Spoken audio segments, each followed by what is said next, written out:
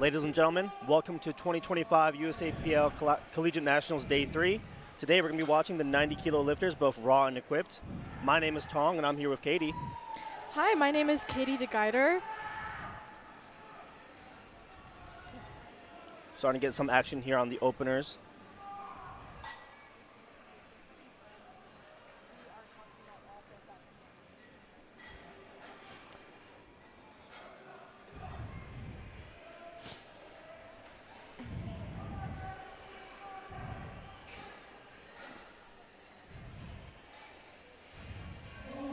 We've got some easy squats to start the session here. Got Jose on platform 1 with 200 kilos.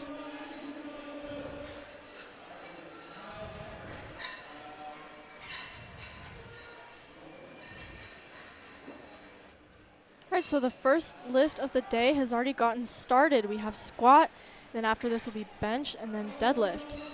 Right now we've got Matthew and Philip, and then we have Tyler and Anthony. Everyone's starting out with their first attempts. After this, they will get 2 more attempts for a total of 3 on the squat.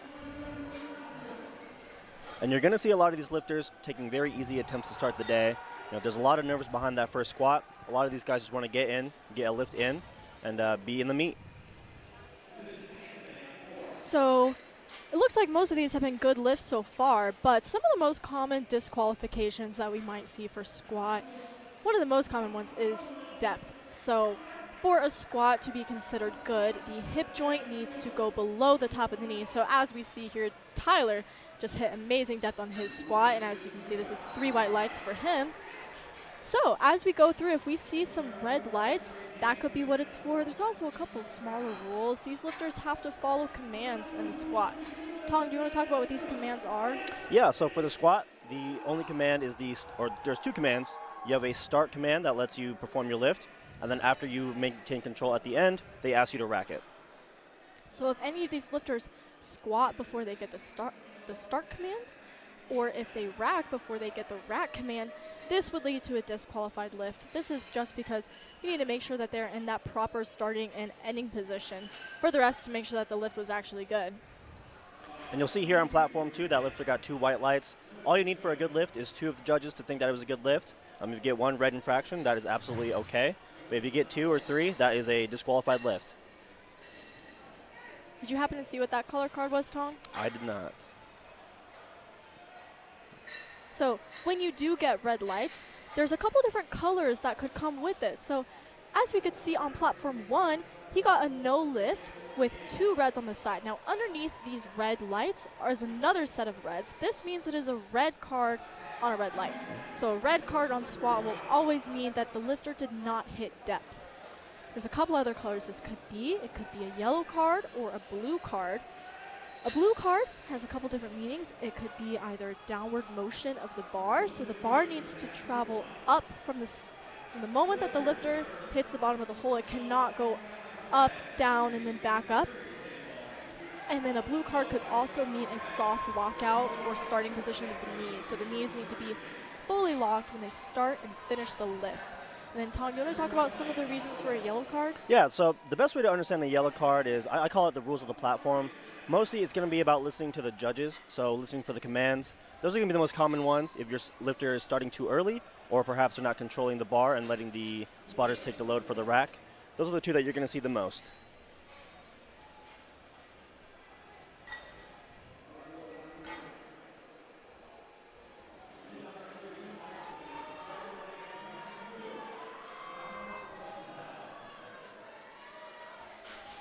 We're still working through these openers here. We've got Peter on platform 2 and Vincent on platform 1. And then we've got Luke Watson on platform 3 and William on platform 4 just finished his opener with 3 white lights, and Jackson is coming up after him. And then on top of that yellow card that Tong was talking about, a yellow card is kind of like a catch-all for a lot of the different rule infractions. One of the big things is going to be commands. There's a couple other small ones. The lifter could have moved their feet after getting a start command. They could have opened their hand. And as we just saw on platform 3, the previous lifter got a blue card. which, like I said, could have either been that downward motion or a soft lockout, but 2 whites with 1 red is still a good lift for him. We've got Trey on platform 2 taking 225. You'll see on platform 2 now all of these openers are going to be above 500 pounds, guys. These guys are ready to squat some serious weight today.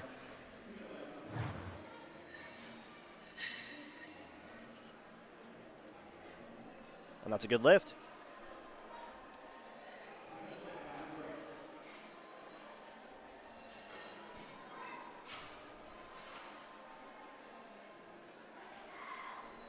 All right, we are moving through these openers. On platform 2, we have Alejo, a Purdue powerlifting member. And then we have John on platform 1, coming out for 235 kilos on his opener.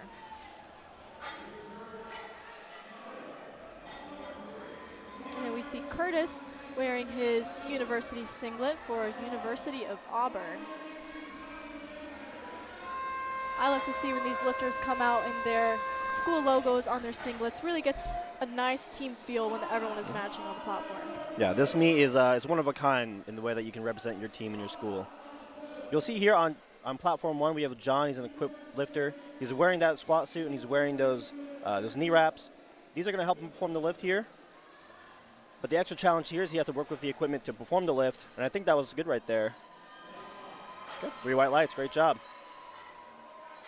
Yeah, sometimes you'll see in equipped lifting a lot more missed lifts than in raw, and that's because to work with that squat suit, like Tong said, you have to stay in your exact bar positioning on the way down, and if you misgroove out of that, it could very easily lead to a failed opener. And so getting that opener must be really big for him. Absolutely. It's adds a technical aspect that raw powerlifting does not have. And we have Carson on platform 1 opening with 240 kilos.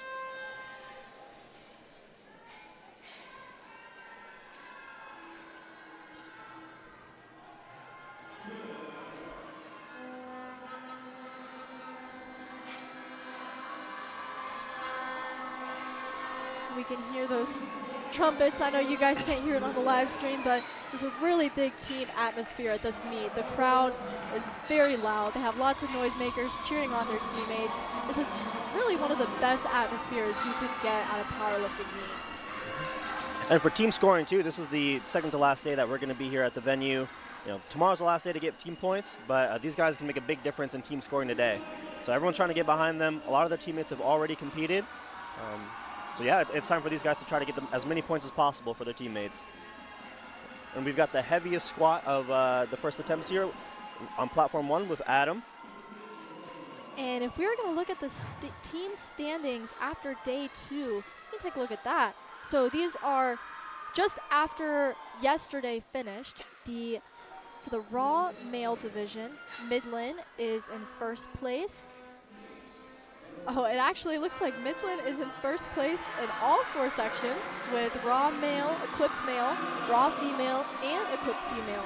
Midland is dominating right now, so I wonder what's going through those coaches' minds as they're putting in their athletes' attempts, trying to give them the best day possible while also thinking about their team score. Absolutely. That's one thing you're going to find here that's special is that team aspect. These guys are going to have to make decisions both for their individuals and also for their teams.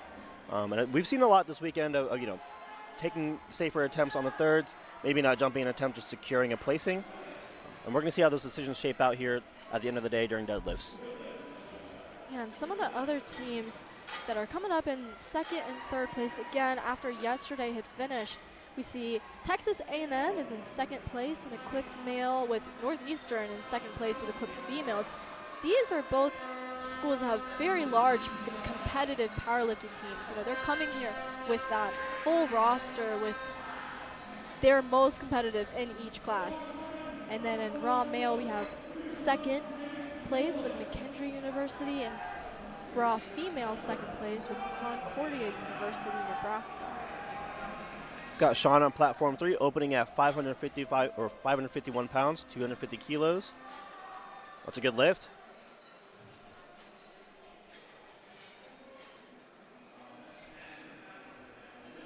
All right, we've got Peter here. He missed his first attempt. Still have the confidence to go up, so if there was a technical issue, something you can address in the back. We'll see if he gets his lift here.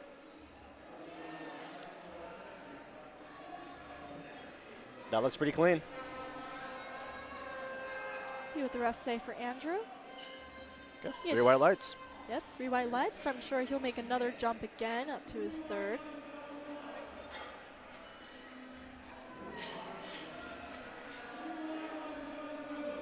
Oh yeah, it looks like all these platforms are going up to their second attempts. Kyle had a little bit of a difficult second attempt on there with 225 kilos. So really is just how you play the game of if you're going to make that smaller jump and secure heavier weight on the second, or try and save up some of that squat juice and make the really big jump to the third. But you're kind of banking on making that. Yeah, absolutely. These lifters are coming in with a plan, having a number for their third attempt. But, when the plan has to change, they only have a minute to consult with their coach and make a decision. So we're going to see here what Kyle thinks he's going to do on the third attempt. Now, Tong, you've been here at this meet coaching athletes alongside commentating with us. What does that kind of feel like when you're a coach trying to make that third squat selection? The biggest thing for these athletes is knowing what the plan was and what kind of signals, that you were banking on as far as making that decision. Once certain things change, you need to be honest about how the athlete is feeling and what the goals for the day are and make the best decision possible. So we'll see here Kyle took a 5-kilo jump. Pretty conservative. I think he'll be able to grind that out. And we'll see him coming up at the end of this flight. James wearing that UMass Powerlifting SBD singlet. Pretty difficult second attempt. Let's see what the refs say for that 222.5 kilos. He gets it with 3 white lights. We've got Noah on platform 1. 225 for his second. Very well wrapped knee wraps, I'll say. He's up and he's feeling good. That was a very easy second attempt. Yeah, he definitely got room for a big third.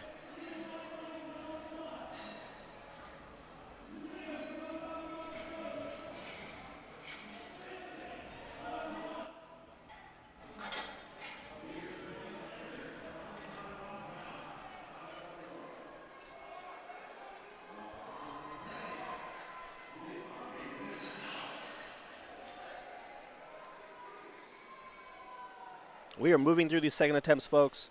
We've got Colin on platform 3 with 237.5. Very solid second. Let's see what the refs think. Okay, 3 white lights. We're seeing a lot of good squat attempts this session. Not many misses on depth, which is a really good sign. So far, very, very clean. I think the few misses we've seen, they felt confident enough to go up. And I think we're going to see that moving forward. I think everyone actually has a squat attempt on the board, so no potential bomb outs on squat, which is really good to see, especially with some of these equipped lifters.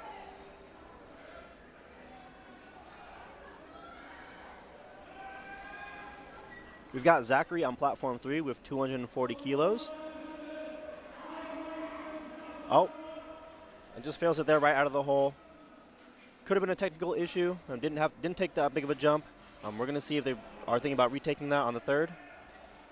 And Caden is on platform 4 from University of Oklahoma, so I'm sure his team did not have to travel far here to Oklahoma City. His second attempt of 230 moved well, and refs agree, good lift for him. And you'll see he took that big jump. I believe that was 17.5. Getting that first squat, making sure that you're in the meet, and then using that second attempt as a gauge for your top end strength is a strategy that a lot of these guys are going to be using today. It's very important for these guys, lifting these weights, to not tax themselves on those early attempts. Make sure they have a good gauge of where they're going and be confident in that third attempt. You have Peter Wynn on platform 2, taking that 15-kilo jump. Very nice squat.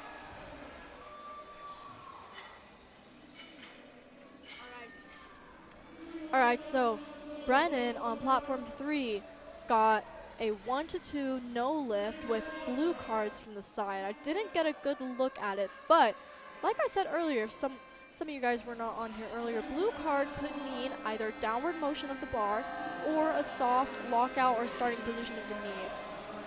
So if we take a look,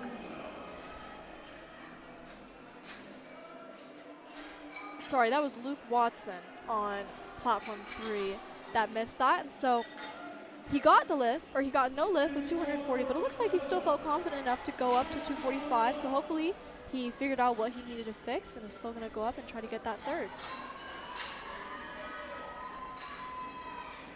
And for a lot of these guys, even after a miss, you know, if they trust their training and trust the information coming into the meet, there's a lot that you can change in the back. Just trying to, you know, reassess yourself, be where you are, and making that decision to go up, you know, trying to reach for those goals. It's a risk that some of these guys are going to want to take today. And for a lot of people, this is the end goal meet for them. So if there ever was a time to just put it all out there and go for that big number, now is the time for them. And I think that's what a lot of these guys are going to do.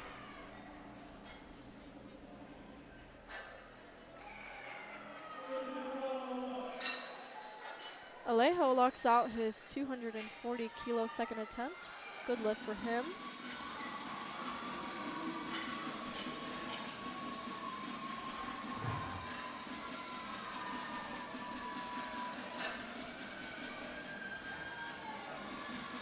All right, Gavin is taking a nice long setup with 252.5 kilos on his back.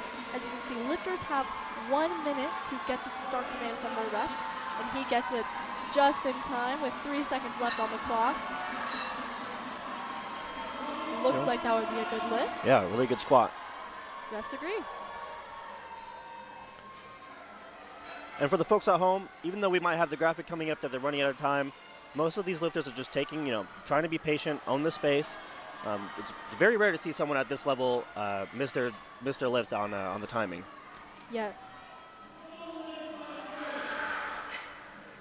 Yeah, I feel like the only times you might see that happen is if someone does not get into a good starting position and they receive a replace command.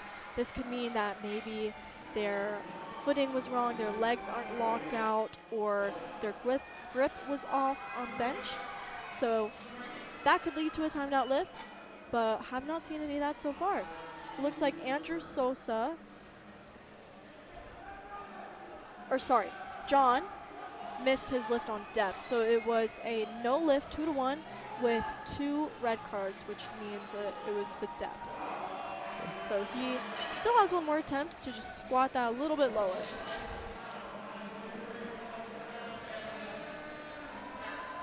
We've got Evan on platform 2, taking a 12.5 kilo jump with 247.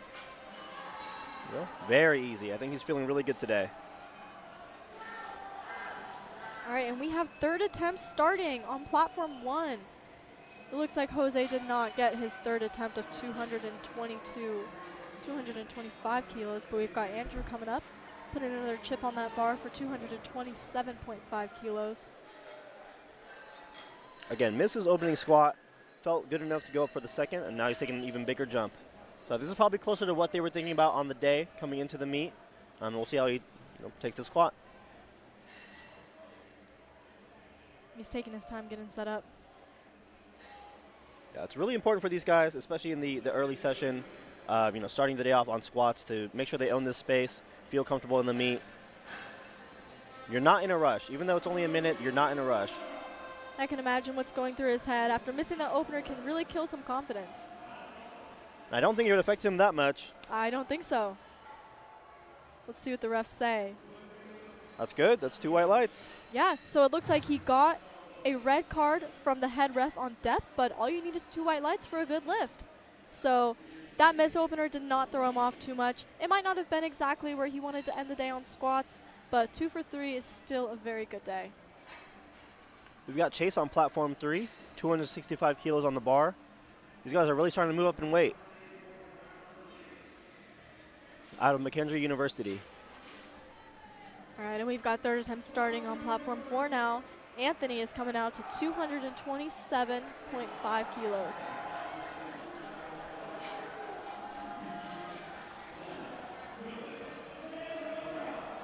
All right, and on platform 3, Chase just got his second attempt of 265. Again, a 2-to-1 lift with 1 card for depth, but he still got it. On platform 1, we have Matthew taking his third attempt here. Getting another sizable jump. And Anthony locks out his third deadlift, gets those 3 white lights from the refs. The big jump might have paid off here for Matthew. Yeah, that's 3 white lights. Great job. Got Sean out of UCLA on platform 3. Very easy second.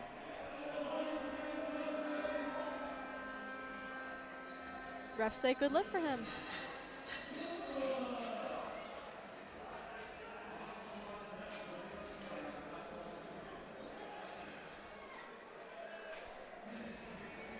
James McKenna from University of Massachusetts coming out to 230 kilos for his third attempt.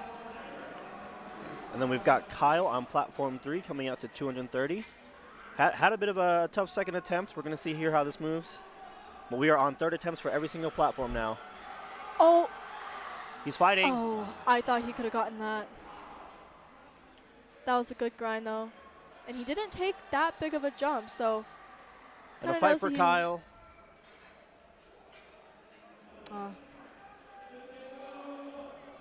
Bit too much on the day. Now, Katie, I know you haven't missed a squat in competition yet, but when you've had athletes, you know, missing that third squat, how are you feeling going to the bench?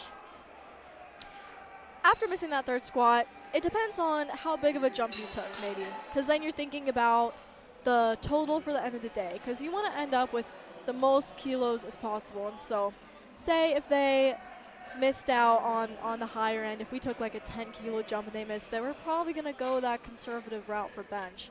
Just to make sure we get all 3 attempts, because we don't want any more missed lifts on the day. Absolutely. It's a long meet. You know, for a lot of these lifters, they're well supported in the back. It's really important that they try to get their mind off that and look forward, because there's 6 more lifts to go. Looks like Tyler took a little bit too big of a jump and misses that 243rd attempt. But Zachary missed his second attempt of 240 and is coming back out for it again. Let's see if he can get it for his third attempt. Just had a crazy grind by Caden on platform 4. Really good job. He's going 3 for 3 today.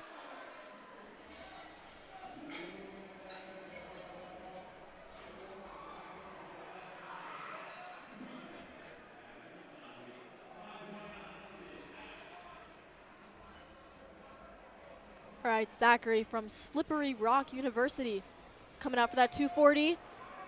He's fighting for it. Oh. Just loses it. He still walks away with a 230 first attempt. That's why it's always important to make sure that your opener is something that you can consistently hit, get a squat on the board before you start going a little heavier. Absolutely. We're watching Joshua on platform 2 here. Another 10 kilo jump. He's been taking 10 all day. We'll see if this locks in for him. Ashton gets his third attempt. Looks like he was waiting there for a second for the lights to turn, but he gets it with 2 white lights. Joshua stands up, but he misses on depth.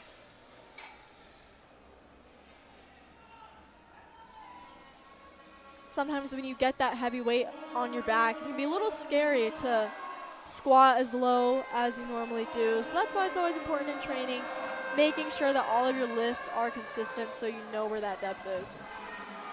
And in an environment like this, you know, the nerves can get to you a little bit. Just try to make sure you stay confident in that lift. That's the most important part.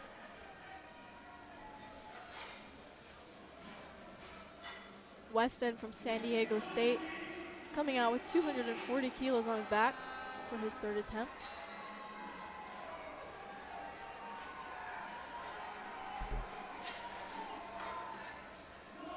All right, we're watching platform 3 here. The first 4 lifters have missed their third squats. It's going to be really important at the end of the day when we come down to see who's going to be ahead on total. And that continues there with Colin.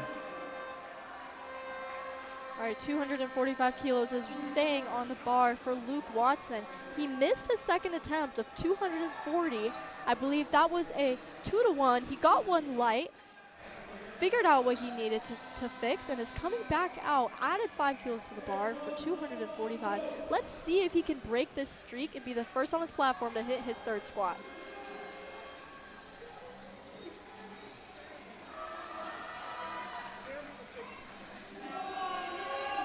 We've got John on platform 1. Let's see if that was deep enough.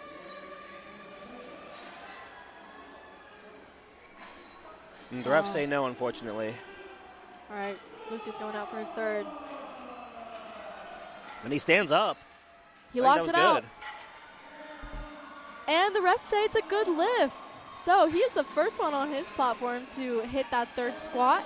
And after making a jump from missing his second attempt. All right, and then Curtis in the same position. Missed 255 on his second attempt, but he has that third attempt to come back for it. Yep. Out of Auburn, his teammates are getting loud for him right now. Really trying to help him will his way into this third squat. And Alejo from Purdue getting set up for his 245 kilo third attempt squat.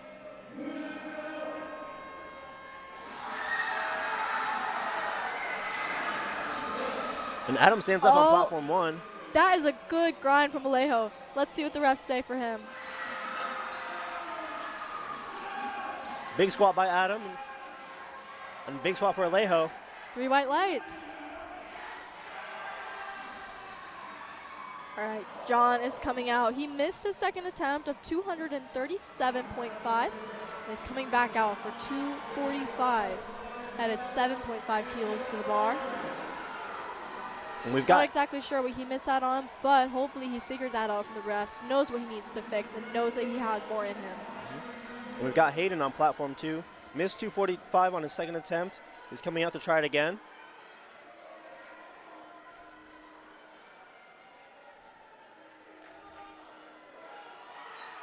And Brennan gets up 255. And with 2 white lights, he gets a good lift. And we've got Carson on platform 1 trying to go 3 for 3 as an equipped lifter. He's trying to find that groove right now. And John gets a good lift after missing his second attempt, went up 7.5 and got it. Carson stands up, but I don't think that's deep enough. The refs agree as well.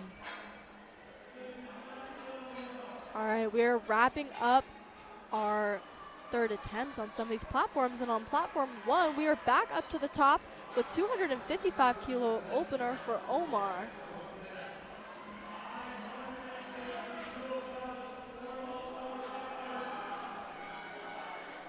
We've got Gavin with 257.5 on his back and Jackson with 245. Jackson is from Florida State University.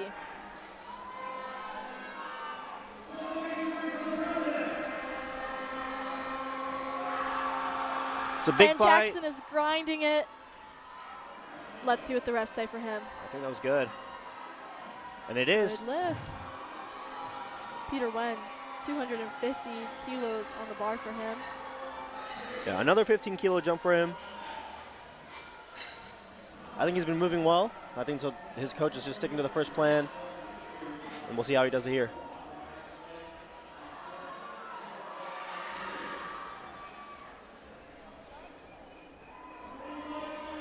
And Omar starts out his flight with a good lift of 255.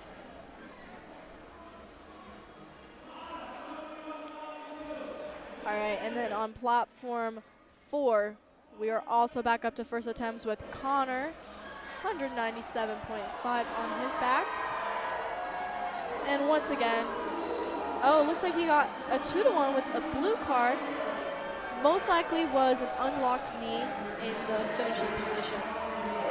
So he can figure out what was wrong with it, fix that on his second and third to make sure that he gets all white lights on the rest of his attempts. We've got Zayd on platform 3, or platform 2, sorry, squatting 252.5. Oh. Just a little bit too much for the day.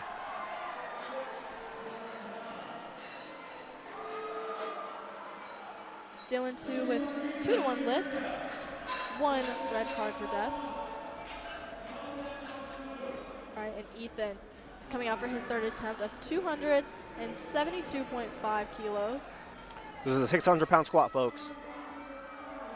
And he stands up. And it looks easy, too. Oh, Wow. but unfortunately, it is a no lift because the ref said he did not squat deep enough. That is still very impressive to move 600 pounds that fast.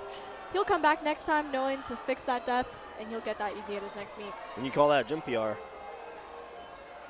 right, we've got Evan on platform 2. One more attempt after this for the third squats. That looked like a good third attempt to me. Let's see what the refs think. That's good. That's 3 whites. Yeah. And he's excited. All right, and then Ding from Boston University. Good lift, 2-to-1. 1 card for depth, but still a good lift. We've got Sean trying to close out platform 3, flight 1 squats. 277.5 on the bar. Be really big for him. A lot of his competitors are missing right now. And I don't think he did. Let's see what the refs think. 2 white lights, that's a good lift.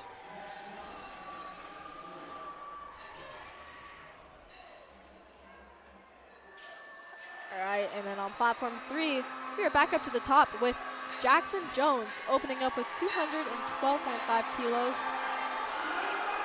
Jose has a good grind on his third attempt.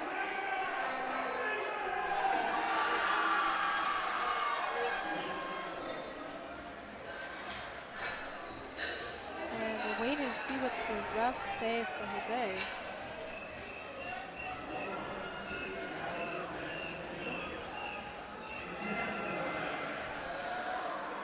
And that was a good lift. All right, we are all on openers for the second flight of this session. Jackson Jones unfortunately did not make his opener. 3 red cards for depth. He just needs to squat that a little bit lower and he'll come back for it with 2 more attempts to get that weight.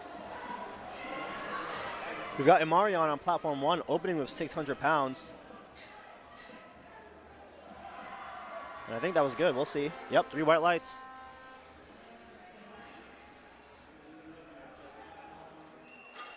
All right, Jeffrey from the University of Houston is getting ready for his 220 kilo opener. Paul, what's going through your head when you're walking out to a squat opener?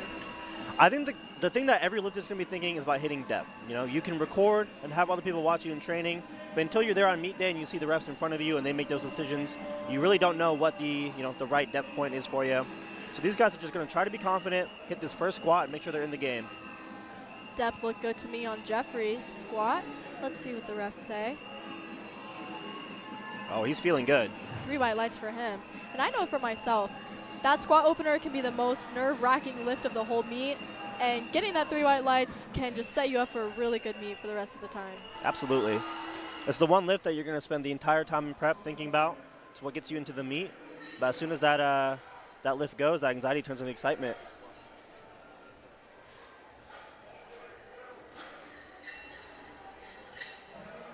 Keller from Iowa State University has 227.5 kilos on his opener. Okay, you're going to see there on platform 2, Travis just timed out. Now, one thing about these equipped lifters is there's a bit of time it takes for them to get the equipment on. So timing that is very important for these guys. Now, if he's feeling good, I think he'll probably just come out and repeat that weight. But yeah, he timed out the platform, didn't get the judge's signal. And now I've been in a situation once before of having to time out a squat. And what I've actually done is I took what I planned to take for that attempt in the warm-up room, went back out, and went up in weight for my third attempt. So I wonder what his strategy is going to be, is if he's going to retake that weight for his second attempt and actually try and get it, or if he could potentially take it in the warm-up room and then take his planned second squat. Yep. And it looks like he just put that weight in again for his second attempt. So he's going to sit back, relax in the warm-up room, and then take that for his second attempt.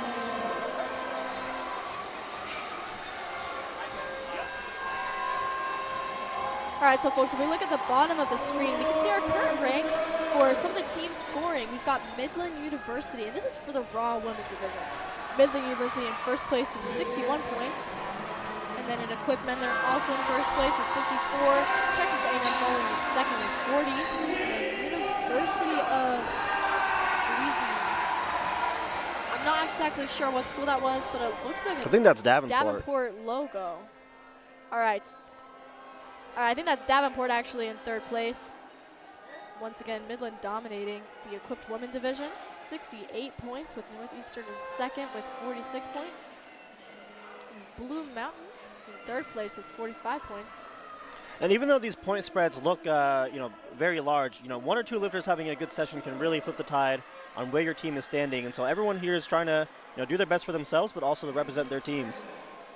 And the way these scorings work is it's based on how many members in your team are actually placing within their division. So say if you have someone placing first, that's going to get your team a significant amount of points versus someone, say, placing towards the end of their respective division. So these coaches are really trying to stack all of their first place podium winners that they can to get these team points. And I believe those team points extend all the way down to 30th place. So every single position matters. Even if it's just one singular point you're giving to your team. I mean, you're seeing there the margins are about 10 to 15 points in some of these divisions. So even just having an athlete on your roster showing up can put you in a better position than, say, someone who has a singular athlete coming and placing first. Absolutely. So that really is what encourages this big team aspect of this, is just bringing as many people as you can. And that's what sets this meet apart from some of the others.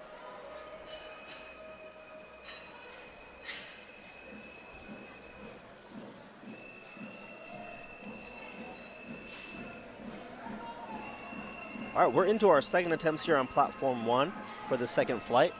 We got Dylan coming out to 267.5.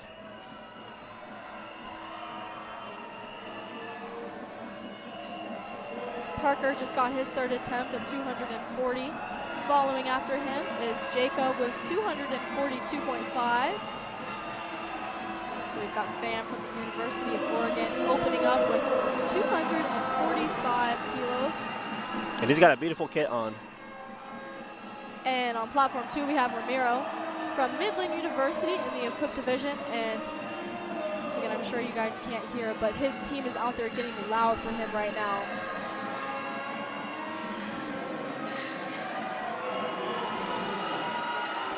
And he locks it out. Let's see what the refs say about that lift. Yeah, I think that was good.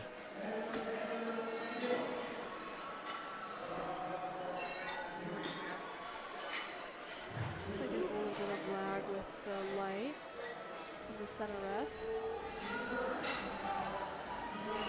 Yep, that's 3 white lights. That's a good lift.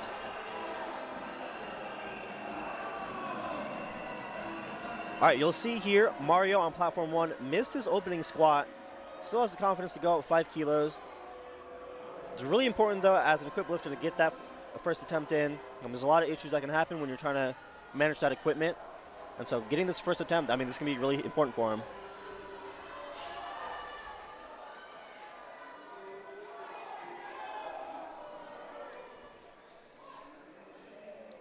And he gets the squat command.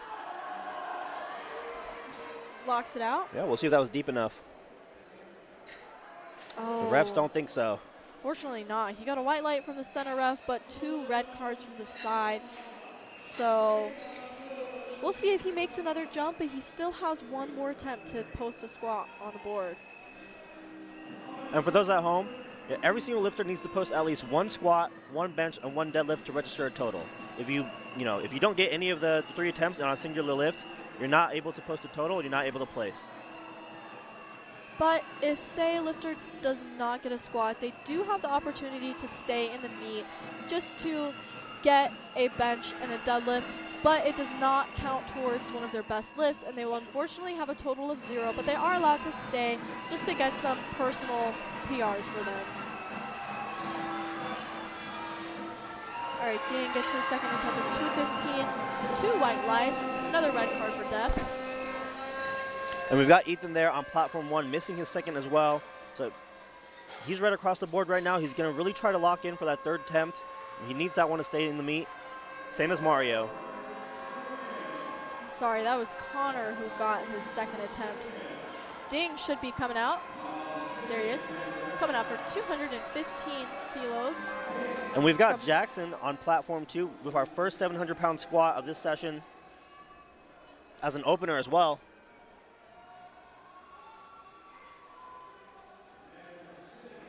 Sinks it down, and he locks it out. That was smooth. That looked like a good depth to me. What do you think? Yeah, that's perfect. Okay, we've got Omar taking a 20-kilo jump after his opener on platform 1. Seems like he was feeling good. I do remember his opener moving very fast. Yeah, especially for these equipped guys. Once you get in the meet with that first attempt, taking that big jump that you think you were going to hit today. And his second move's nice as well. And I'm sure we might see another massive jump from him to his third. Gregory on platform 3, walking out 255 kilos from Texas State Powerlifting. Oh. And unfortunately, he did not get that. He looked a little uneven on the setup. I don't know if that, could have messed up his descent. We're going to see how they, readjust here in the back. Could have been maybe a misgroove, something else going on that he knows what went wrong and can come back out for 2 more attempts to get that weight. And it looks like Gregory is just going to be retaking 255 for his second attempt.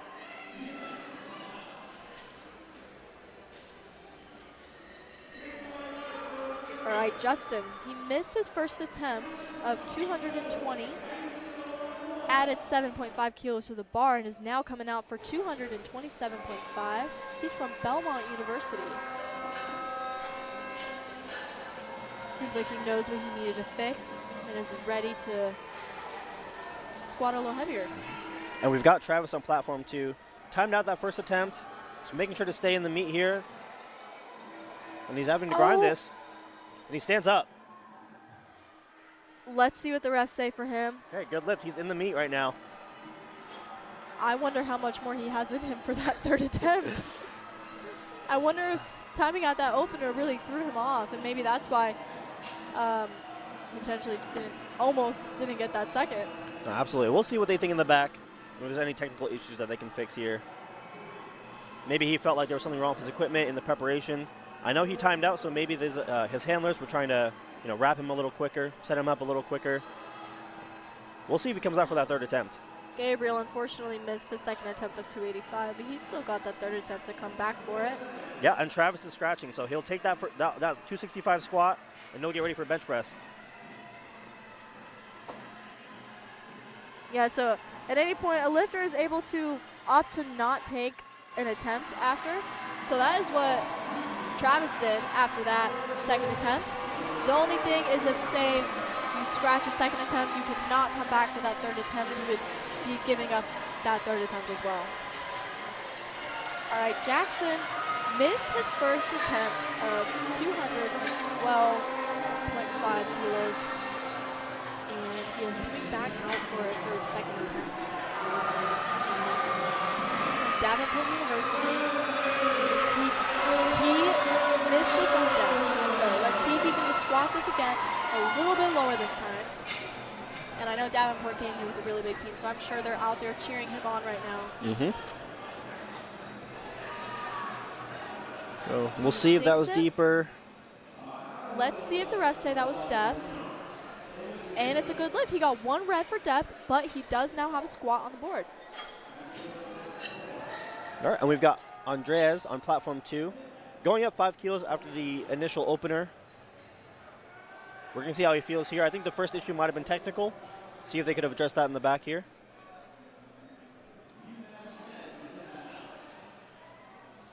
We have Nick on platform 1, taking 290 kilos.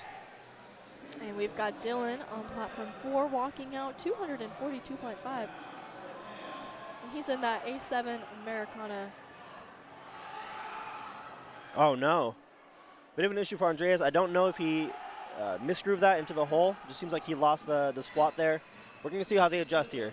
It's really important for him to get that third squat. He's 0 for 2 right now. He needs at least 1 squat to stay in the meet.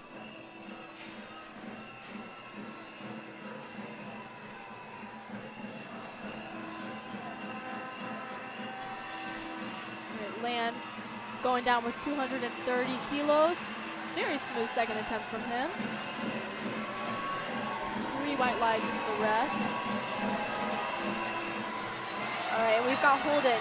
He missed his opener of 285, but he made a large jump up to 292.5. Seems like he knows what he needed to adjust. We have Ramiro as well on platform 2, taking 300 kilos.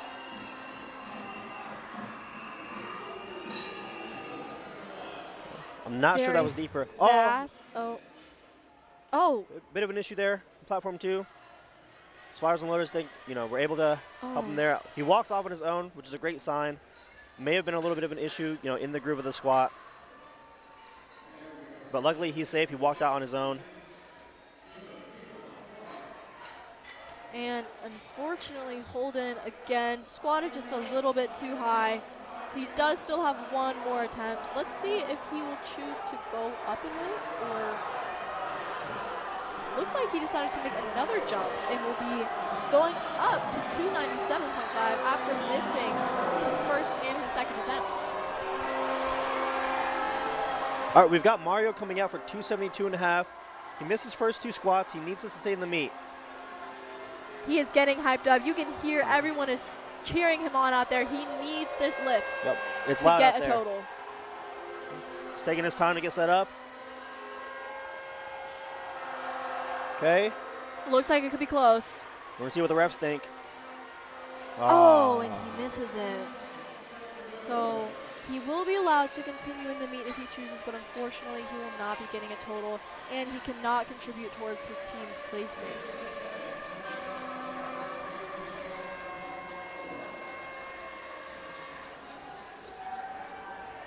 All right, so we just had Juan on platform 3.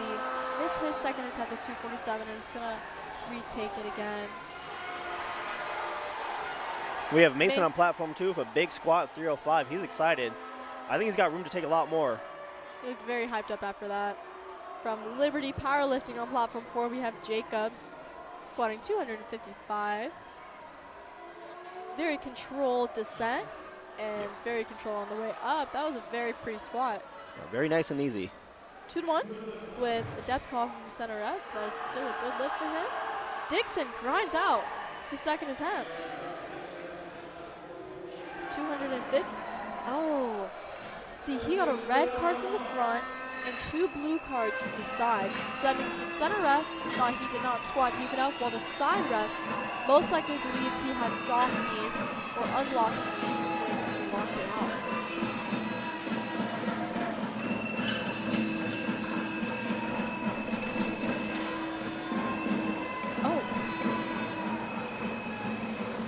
Oh, and there's a massive misload on platform 4. There's an extra red plate on one of the sides. Looks like it might have thrown off. He's got Shea Burns. So he's going to get that platform reset and his timer reset for him. Yeah, luckily the head ref was able to spot that. These spotters and loaders have been working all weekend. They don't make many mistakes, and we're lucky to have them. But luckily we were able to catch that. All right. I'm imagining he's trying to get back into that mindset of going out for that third attempt. It's got to be hard getting thrown off from something like that. But he's coming back out. Yeah, luckily he's able to go back, recompose himself. They caught it pretty early. And it seems like he's taking a very patient approach to his setup. All right, Gregory, he missed his opener of 255. And is coming back out for his second attempt. He missed on strength. We'll see if maybe there was a technical issue. Looks like that didn't throw Shea off too much. He gets 3 white lights even after that little mishap. Yeah, Gregory missed again on strength. I'm not sure if maybe he might have cut into this meet.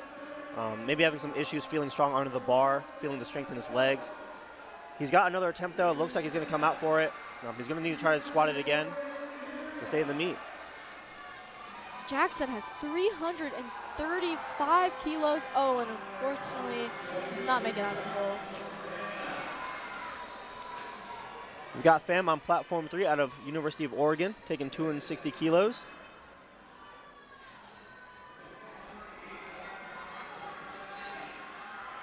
And we are into the third attempts on platform 4 with Connor. Very good grind on his third attempt of 220. Let's see what the refs say. 1 red for a unlocked knee that I saw as well, but 2 white lights is still a good lift for him. Yeah, great job. Here Benjamin's getting excited for his third squat here on platform 2. 230 kilos.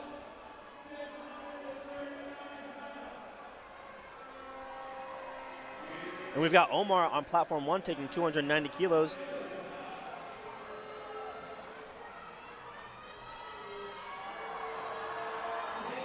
And Ben just loses it right out of the hole. All right, Edgard has 260 kilos on his second attempt. He's taken his time getting under that bar from Texas A&M University.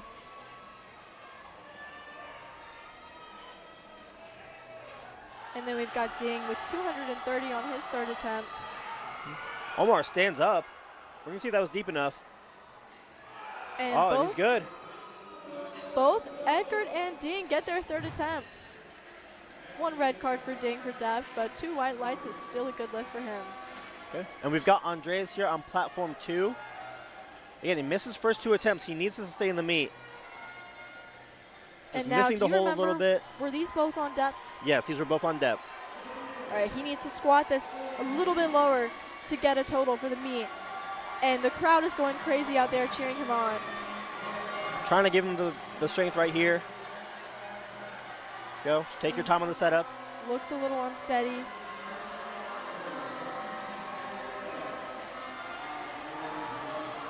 And he locks it out. The little nosebleed, it looks like. I think that's about where he was squatting, so I'm not sure if that's going to pass.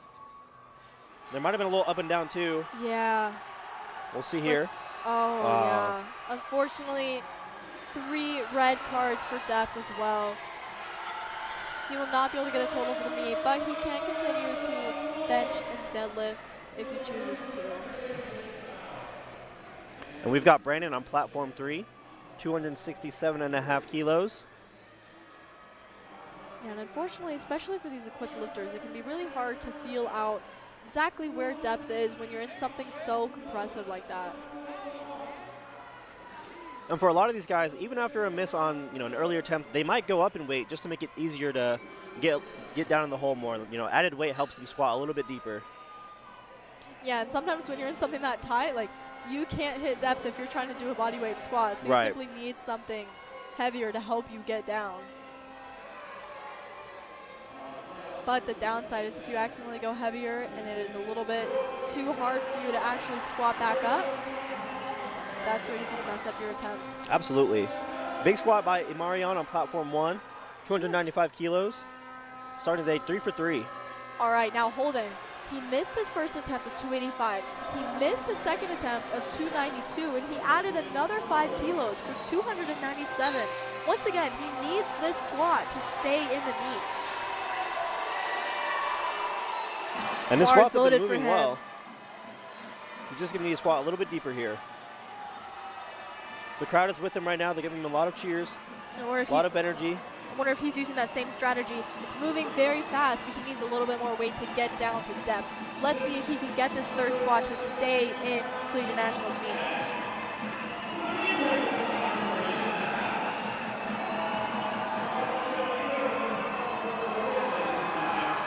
Okay, he stands up. I'm not sure if that was any deeper. We'll see what the refs think. That didn't look like depth to me, but...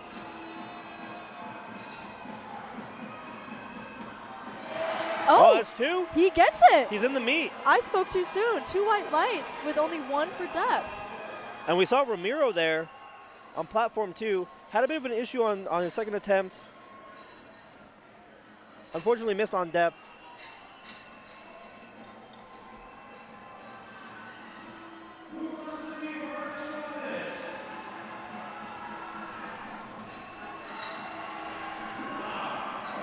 And Carter with 280 on platform 3. That was smooth.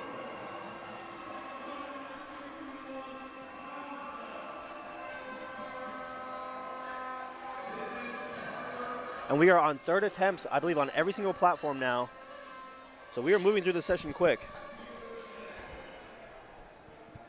Parker Anderson, 2 for 2 so far. Trying to get up to a 312.5 kilo squat.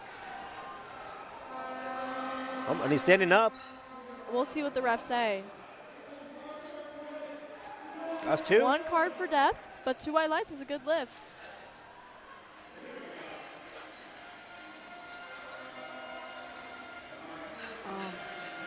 Tough squat by Jackson. Jackson Jones misses his 3rd attempt. He had a little bit of a difficult 2nd attempt after missing his 1st on depth, but he does have that 1 squat, so he can continue in this meet and get a total towards his team placings.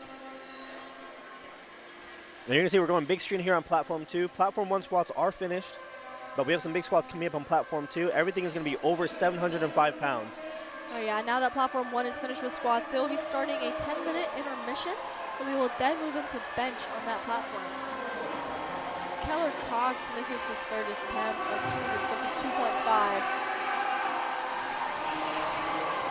252.5. Yep, Mason's getting set up. Getting set up for a huge 320 kilo squat.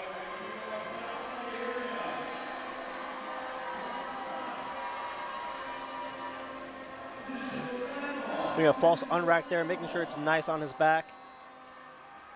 Now this is 705 pounds. Oh, and he's up. He moves it. Let's wait for the ref's call. And it's 3 good. white lights. And he is pumped after that. I can only imagine how excited you could get after squatting 700 pounds. That's big. That's 3 for 3 for him. Great Jack start to the day. is grinding out. Oh my goodness. Oh my God, he stands up. He gets it up. 255 kilos. Let's see what the refs say. That's 3 white lights. That is a perfect 3rd attempt. I don't think he had another half a kilo if he wanted it.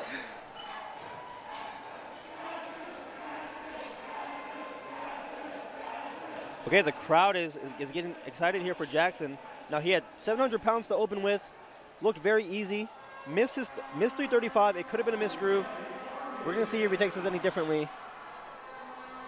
Opted to retake that weight again. And then Isaac on platform 3 is getting set up for 245. And Matthew is standing up with 262.5. He stands up. That was smooth. That's 3 white lights. Yeah, with some of these equipped guys, you're going to see those, those 2nd attempts where they miss. Might come out of nowhere, but something that they're able to fix in the back. Isaac unfortunately missed his 3rd attempt, but we've got Juan. He missed his 2nd attempt of 247.5, and like we said, is coming out to retake it for that 3rd attempt. We've got Cabe on platform 2. 335 to finish out his session. Out of Texas A&M.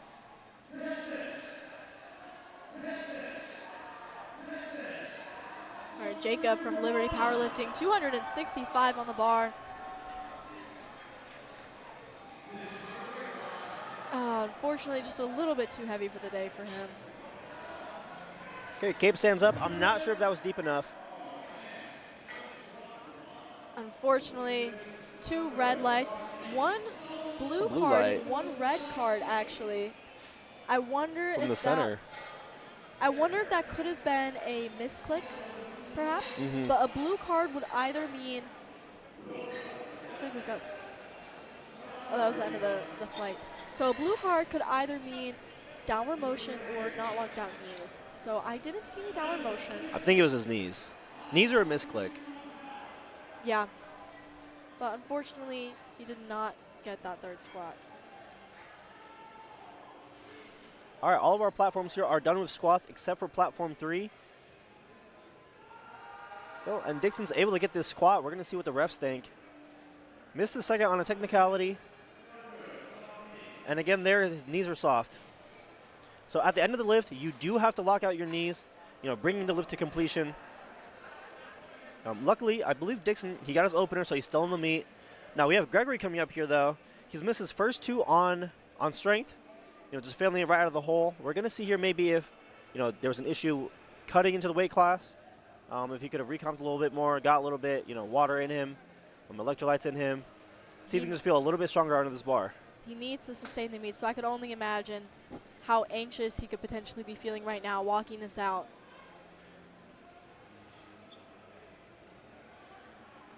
Oh, Yeah, and it's just not there. To not make it out of the hole.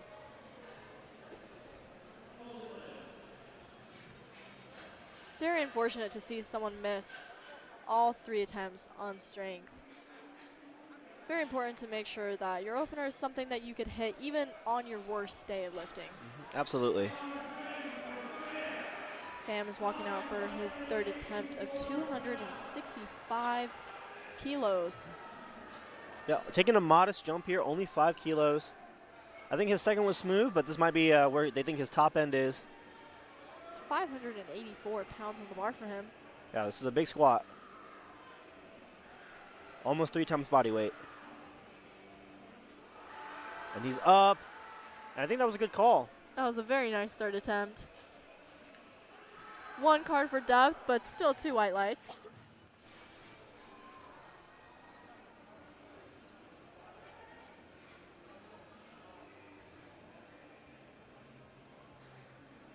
And we've got Dylan coming up. 267.5 kilos is loaded on the bar. They've been taking very nice jumps this whole meet. It's from University of South Carolina. I think he's feeling good right here.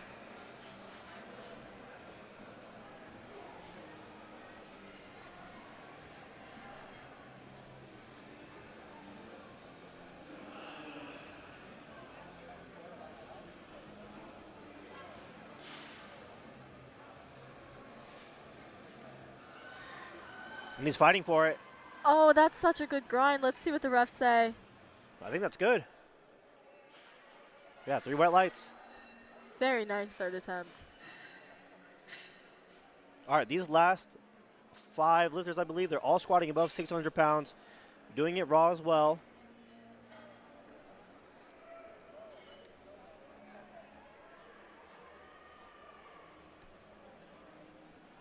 We've got Brandon here, 272.5 kilos, got 600 pounds. Again, big jump from that first to the second, smaller jump into the third. Using that second to gauge where the strength is, and he's just here to lock in his 3rd attempt.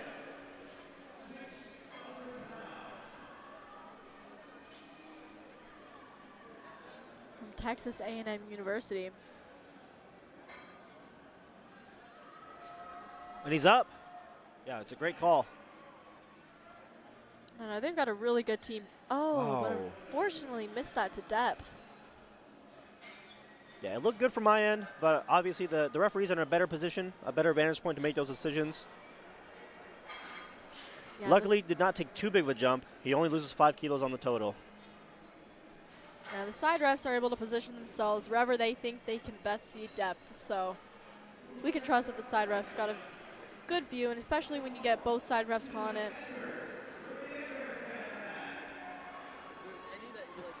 And we've got Edgar here on platform 3, 275 kilos on the bar. Another Texas A&M University teammate. And he's taking a big jump here. It's a big risk. 15-kilo jump.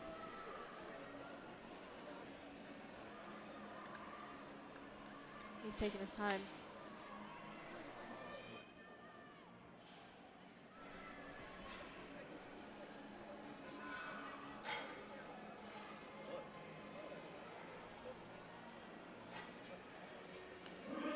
And he's up. Oh, and he gets it. Let's see. We'll have to wait for the judges. That's good. Good, yeah, one blue card for a soft knee, I would imagine, but 2 white lights. It's a good lift.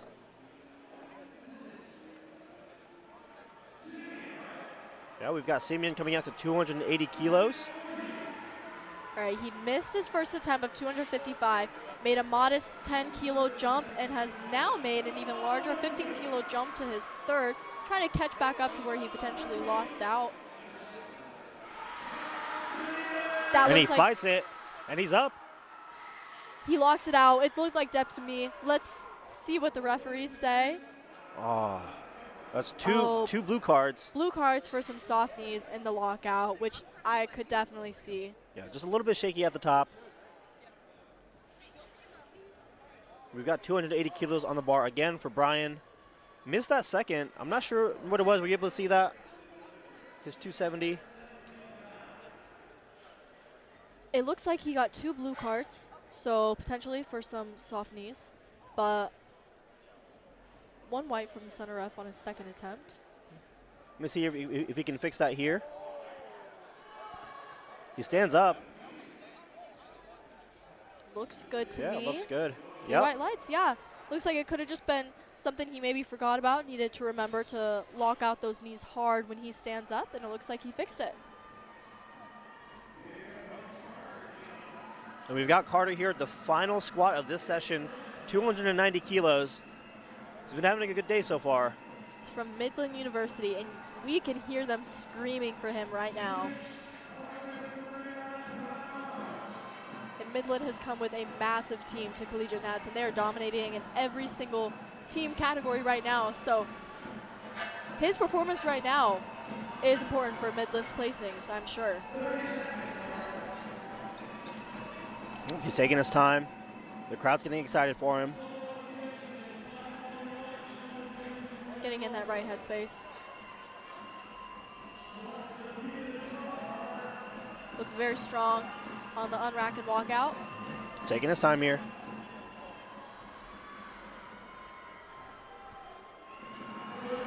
And he's up, he's up.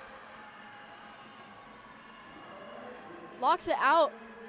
And That's 3 white lights is a good lift. We can see Midland head coach in the back with him. All right, so that wraps up squats for the session. This platform will be starting a 10-minute intermission, and it looks like we are just wrapping up our 10-minute intermission on platform 1 with 20 seconds until the bench opener. Platform 2 has about 2 minutes left, and then we'll take those short intermissions on platform 3 and 4. So starting us out with bench for the session, Vincent.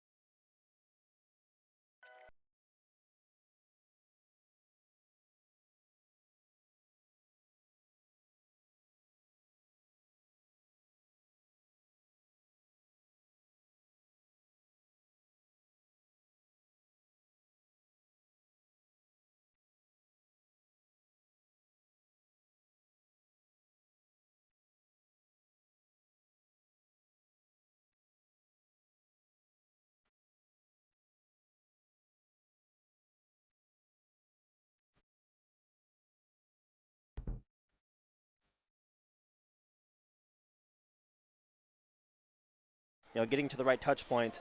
And like we said earlier with squat depth, a lot of these guys are trying to bench something very heavy, just enough so that they can actually bend their elbows. That suit is stopping you from bending your elbows, making sure it holds that position. And so that's why a lot of these lifters might struggle to actually touch their chest. Yeah, and one of the other things a red card could be for actually is if a lifter chooses to bench with a belt on, which again, if the bar touches the belt instead of making contact with the chest, we could see a red on red card, but might not even see any of those today. Some of the other common cards are going to be a yellow card. That one is definitely going to be the most common one in bench. There's a lot of different things it could mean. a yellow card is given when someone just obviously fails to lift, but is also given if, say, the feet lift up off of the floor. You have to keep your toes and your heels flat on the ground. You're allowed to slide them, but they cannot lift back up. You also are going to see it if the butt and the glutes leave the pad. So side refs are looking for a couple different things. They're making sure that the feet stay down, the butt stays down, bar travels up, elbows are locked out, making sure they make the commands. So a lot of these things are going to be a yellow card. The one thing that is a blue card is downward motion of the bar, and instead of locked out knees like it was in squat, it's going to be locked out elbows in the bench press. All right, so we've got a quick lifter on platform 1 coming out. Adam is going to be benching 135 kilos. We've got Scott with a nice opener on platform 4. And you know, one strategy that I've actually seen pretty often in equipped benching is taking your first opener as a raw bench without a bench suit, just to make sure that they get a bench press on the board, since that can be one of the hardest ones to get as an equipped lifter. And then they make a massive jump, put on that bench shirt for the second attempt, and try to go up from there. Yeah, absolutely. Yesterday in the women's division, we were seeing, lifters take 50, 60 kilo jumps from that opener to the second and third. Just making sure that you can ensure that you're in the meet and giving yourself an opportunity to actually hit the numbers that you want, the ones that you're aiming for. But it's very important, again, for team scoring and just for personal achievement that you are actually in the meet. Looks like Andrew got his bench opener of 132.5. Just want to give a quick shout out to the spotters and loaders, keeping all these lifters safe, and it's very important, especially in equipped benching. It can be very dangerous if you, again, deviate from that specific bar path you're trying to move. That bar can very quickly fall down on a lifter's face. So it's very important that they're setting these safeties at a place that will actually protect the lifter, that these spotters and loaders, like we can see on platform 2, their hands are following the bar on the way down so that they're ready to catch it if anything were to go wrong. And that's a great example there on platform 2 of what you were talking about earlier. Jose was wearing a squat suit during the squat session, and he comes out, in a raw singlet, hits that opener. We'll see if he's thinking about putting that on. But again, just making sure he gets that opener there.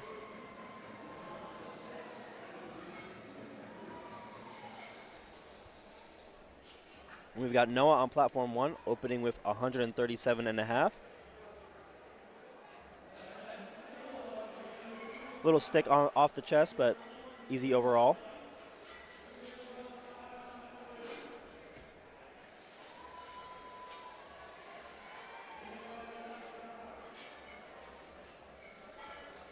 James is getting set up for his opener of 137.5 kilos.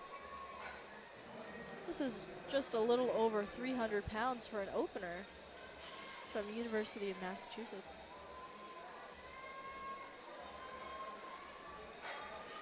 Very nice and controlled bench. 3 white lights for him. Yeah, and we've got Joshua on platform 2 as well.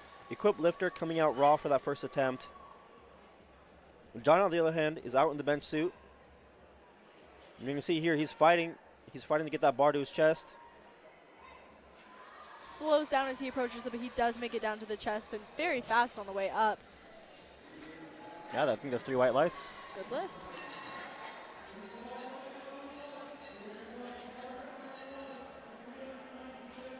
Joshua locks out 137.5. 3 white lights. And we've got Carson coming out with 180 kilos. That's 396 pounds, almost 400 as the opener. And Peter on platform 2 with 137.5.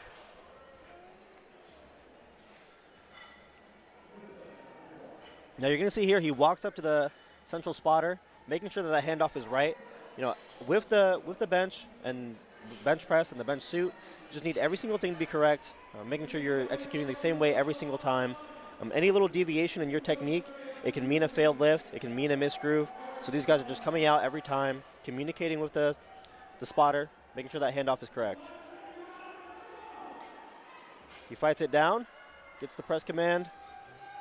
A little bit of trouble locking out, but he gets it out there. Those 2 white lights, that's a good lift. Trey Foster is opening up with 140 kilos, and that moves very fast. Very easy. 3 white lights. It's a good lift. All right, and we are into second attempts on platform 1. Back up to Vincent with 125 kilos. It's about 275 pounds. And we've got Ray opening on platform 2, 142.5 kilos. For those at home, that's 3 plates at a regular gym with pound plates. So very nice to start there.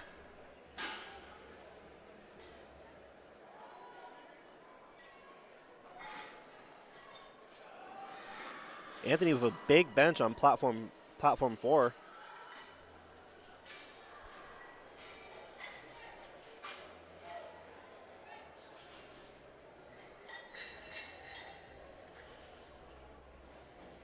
Like the squat, ladies and gentlemen, the opening bench is very important for these lifters to just gauge where they are relative to the refs. That pause command, even though a lot of these lifters train with a pause in training or even longer pauses, you know, the cadence to it from a different person is different every time. And so even though the pause timing might be the same, you know, just waiting to make sure they can hear it from the ref, it's very important to establish on that first attempt. And it's very important when you're in training to be making sure that you're getting commands when you are benching, and not only just pausing your benches on your own, but getting used to waiting on someone else.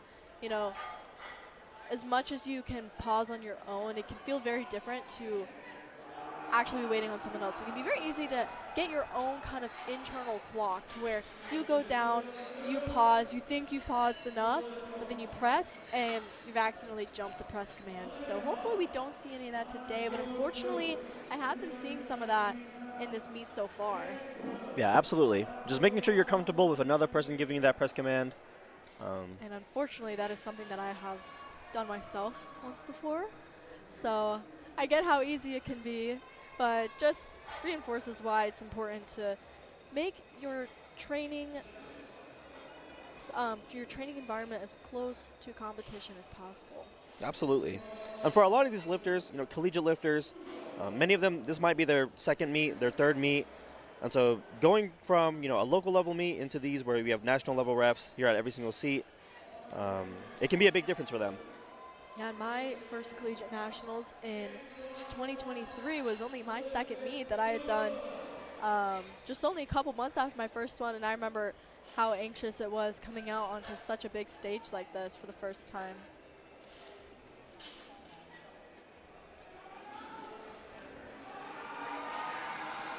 We got Zayd on platform 2, 150 kilos, moving pretty smooth. Yep, and the ref thinks that good.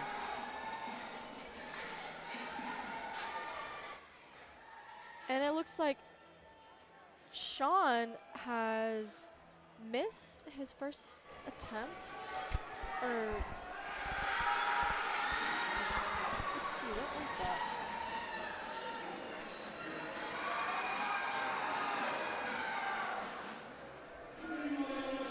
Sorry, I think there's just an issue with the timer on the screen. Sean is out right now with 132.5 kilos. Yep. We've got all 4 platforms benching.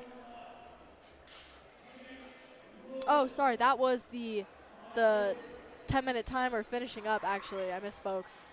Sean gets his first attempt with 1 yellow card, which, like I said earlier, could mean a lot of different things. Could mean his butt came up, could have been a grip issue, could have been a foot coming up, could have been a command. Really hard to tell from this commentator perspective what a yellow card means, but as a national ref myself, I try to pick out what I can, but we can't hear the commands from back here, so there's only so much we can really tell. And we'll do our best to communicate that to you guys, the viewers, but we don't have the best angle, you know, to see if that butt comes up, maybe see if the feet come up or they slide. But that's what that yellow card means, something related to, you know, the rules of the platform and performing the lift. And we've got Jose on platform 1 taking a 15-kilo jump. Now, normally on bench, you're not going to see these big jumps. I think that means he's feeling good, though.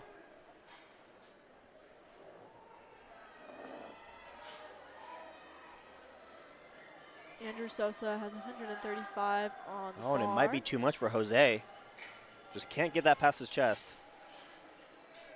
very unfortunate to make that big of a jump and miss on strength.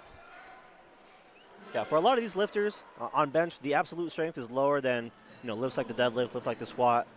So it can be a bit risky to take that big jump. Especially on bench, I almost always go the conservative route because, like I talked about before, you're waiting on someone else's commands. So if you're used to the pauses you do in training, you never know what ref you're going to get, how long they might make you pause for. So unlike the squat and the deadlift where it's really up to you when to start the lift, other than getting that start command, can definitely be a lot more up in the air.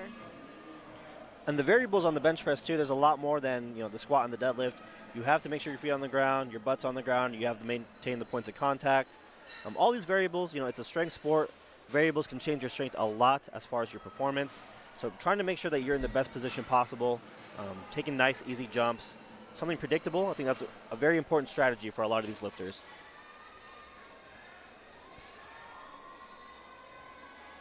And now, as a coach yourself, Tong, how often would you say you're letting lifters go for all-time PRs on bench? It really depends on how they're feeling through those first 2 attempts. The big thing about bench is I think of the 3 lifts, it's the one that you have to guard against the most when you're feeling overzealous.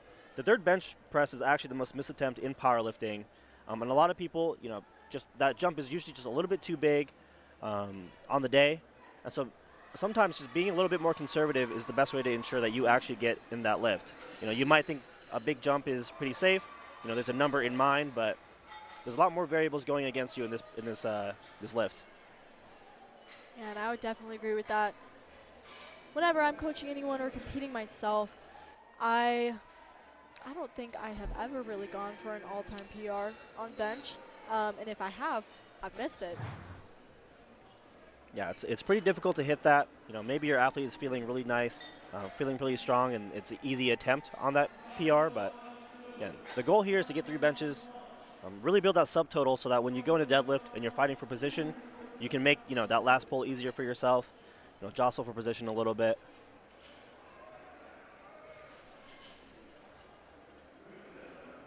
Phil locks out his second attempt of 150. 3 white lights for him.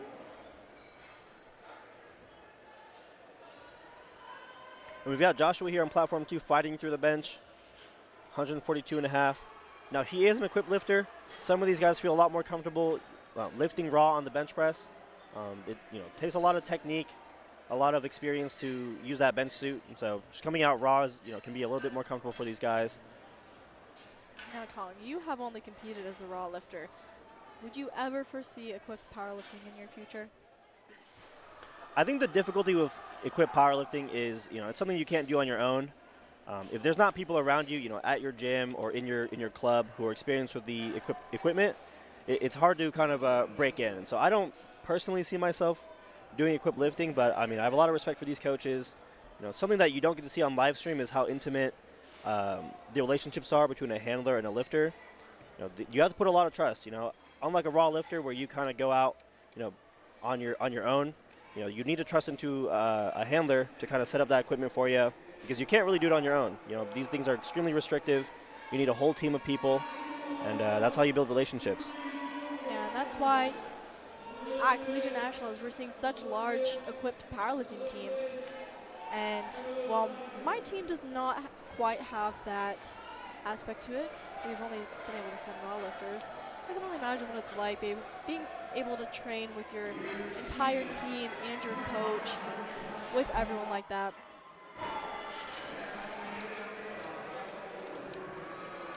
All right, we've got Ethan on platform 3 with his opener of 150 kilos. A very smooth opener for him. We've got third attempt benches here on platform 1. Vincent with 132.5. Had a very nice session so far.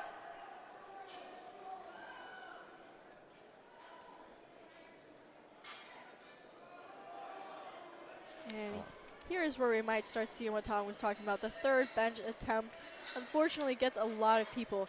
And I believe I saw a statistic saying that almost 50% of third benches are missed. So hopefully we can get that statistic a little bit higher today. And you see that he had a little bit longer of a hold before he got that start command. What are some reasons why an athlete might not get a faster start command, Katie?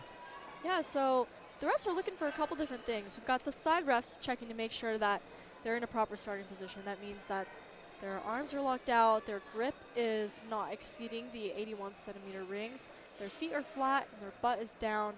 And then once the side refs put their arms down, the head ref is going to give that start command. So sometimes if lifters take a really long time getting set up and making sure that it looks like they're in position, it might take a little longer for those side refs to put an arm down. And as a ref myself, sometimes if someone looks like they're really adjusting their feet still getting their brace, I'm going to wait to put my arm down, because once that head ref gives that start command, they're not allowed to adjust their feet. And so sometimes it can be doing a disservice to the lifter if you give them such an early start command, but they're not in where they want to be for their starting position. So kind of give and take of making sure you are quick enough for the benefit of the lifter, but not going too quick. Alejo locks out his second attempt of 152.5. Oh, he misses there. One blue card for, I believe, downward motion, and then 2 yellows. I think his butt might have come up. I would have to agree with that. Didn't get a good view, but it looks like could have seen some movement in the hips.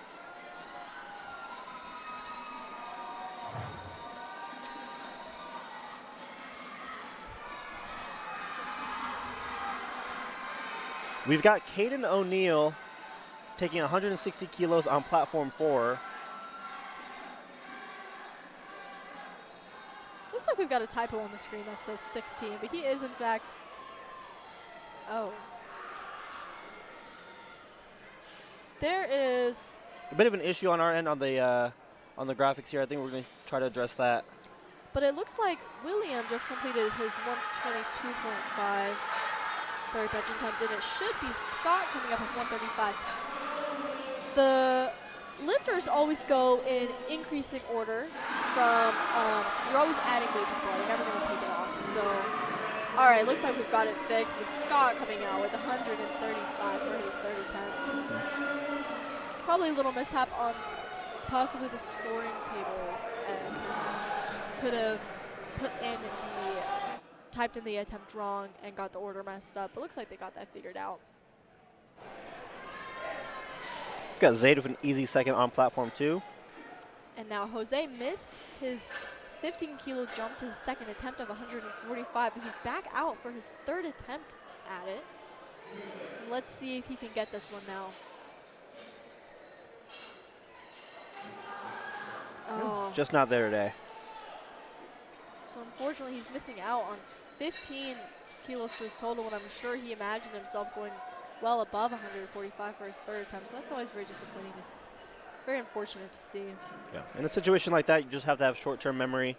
There's three more lifts to do, and so you just need to give that all your focus. It's very easy to have something go wrong in a previous lift and let that anxiety carry over to your next ones. But like Tom said, short-term memory and just move on to the next lift and pretend like you're starting fresh. We've got Jake with an easy 165 press on platform 2. Definitely has room to go up. And we're on our third benches on platform 4.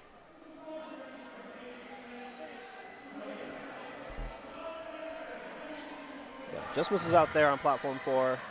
We've got John fighting on platform 1. We're going to see if that's good. Yeah, very clean day so far.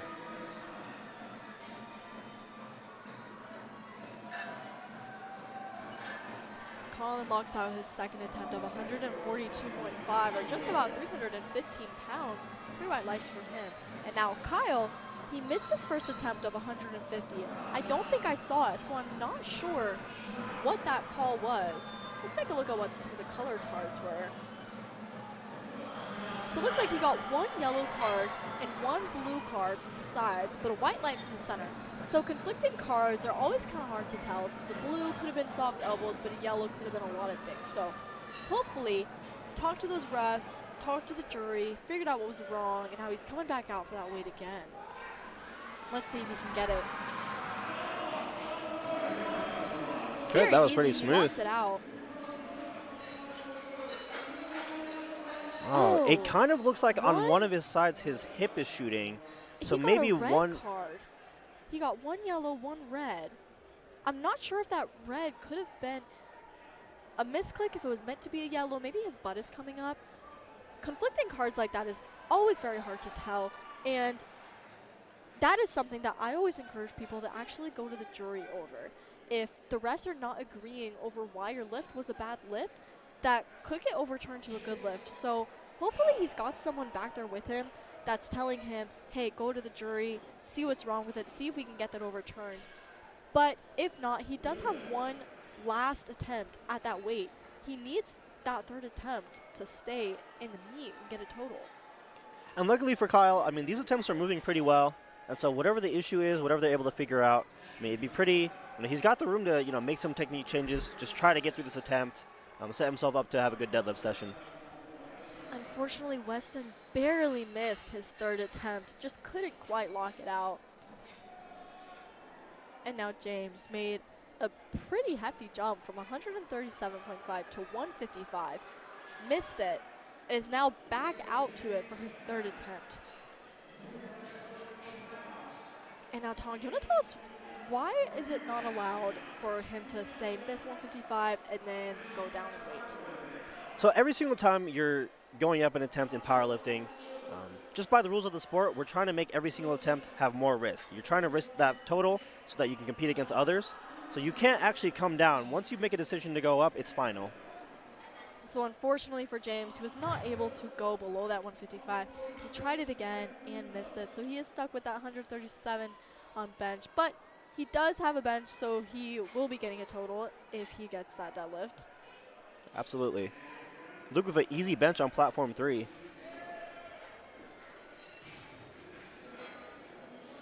Oh, it looks like Kyle's bench was overturned. Okay, so yeah. So it looks like he did go to the jury.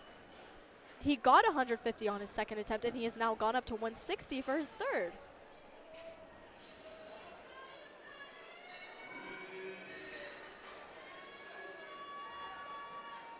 All right, we are on an unfortunate missed third bench streak on platform 4. Let's see if Caden can break this with his 5 kilo jump up to 162.5. And you've got platform 1 here. Second flight starting their benches here. And you kind of see there Marion struggling to get the touch point. Gets through it though. And that's 3 white lights. So we've got Jose 2 on platform 2, excuse me. It looks like he's getting ready to come out. We'll see here. Might be the equipment that they're trying to get ready. Just setting up. Okay, no, he's just taking his time. That's all right. And it looks like Tyler missed his second attempt. It was 2-1 with 2 yellows on the side. Lots of things that could have been, but still got one more attempt at it. And it looks like he's going to opt to retake 155. And we've got Gavin here. Caden locked out his third attempt. The bar stalled. It did not dip, so that is 3 white lights, and he has broken the very long streak of missed third benches on his platform. We've got Gavin on platform 3. Missed his opener. I'm not sure what that was, but he elects to go up 2.5 kilos. It's a very interesting decision. Very easy. He looks good there. And that's 3 white lights. Yeah, and it looks like he got 2 yellows from each side ref on his first attempt, so could have been a boots on the bench issue, could have been a foot issue, but looks like he got it figured out. We've got Peter Wynn on platform 2, looking to finish out his bench session here with 152.5 kilos. And then we've got Anthony with 165. He's fighting for it. Just gets stuck though. Ethan has a very nice second attempt of 160, and Anthony unfortunately misses his third of 165.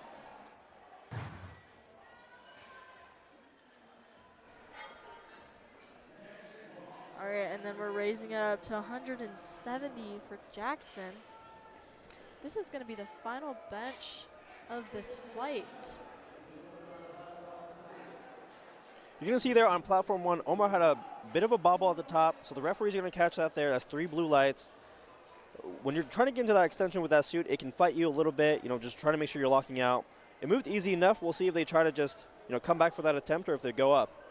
All right, and Alejo, I believe he missed a second attempt on a technical issue with Yes. some yellow cards. He's coming back out for opted to retake the weight for his third. Let's see if he can get it this time. Very quick descent. He locks it out. And I think that was good. Didn't see too much movement from his hips. Refs think that's 3. White lights.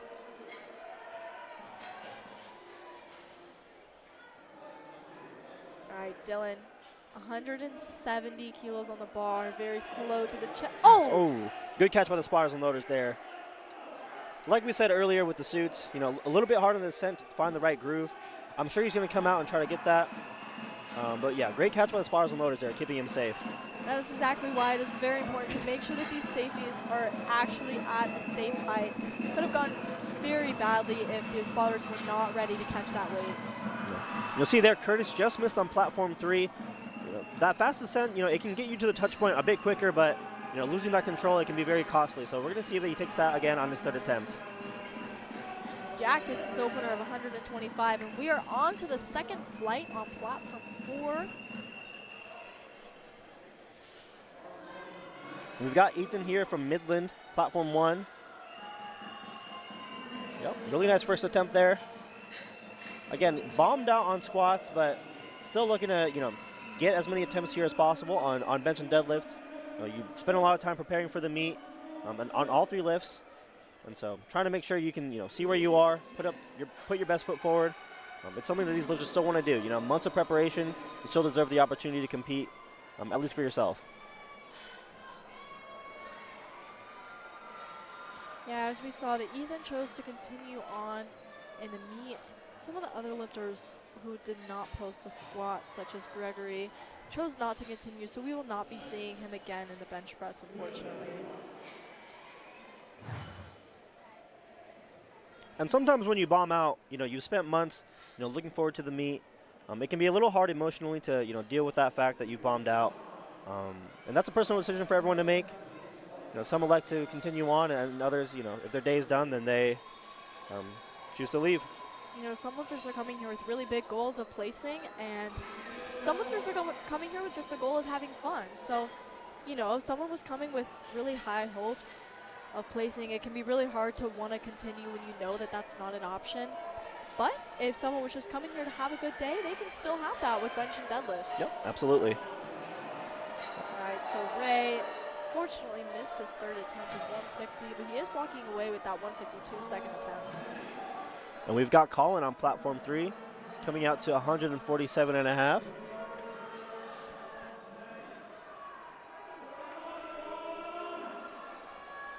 And Zayd on platform 2, 162.5 kilos.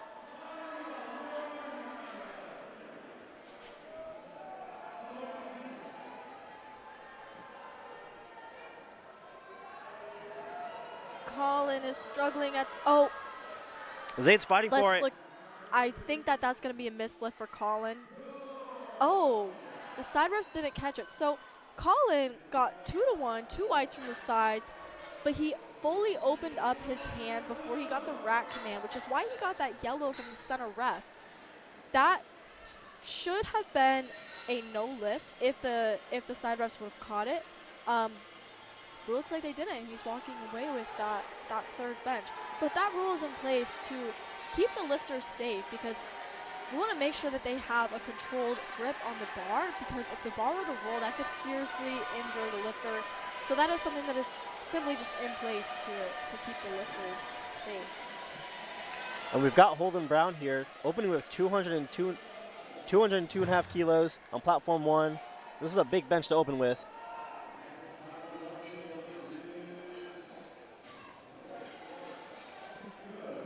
Tyler just has a mishap there. Tyler missed his second attempt of 155, but got it on his third with 2 white lights. Yeah, what you saw with Holden there, that's what we call a misgroove. He found the spot on the shirt to be able to touch, but coming off the chest, it just went towards his head. Luckily, he's able to push it into the rack, and the spotters are able to grab that. We're going to see him come out, and I believe he'll retake that weight. It moved well enough anyway, so just trying to find the right groove to make sure he gets the right press, and he should be good to go. Actually, he's going to go up 2.5 kilos. We'll see how that decision pays off.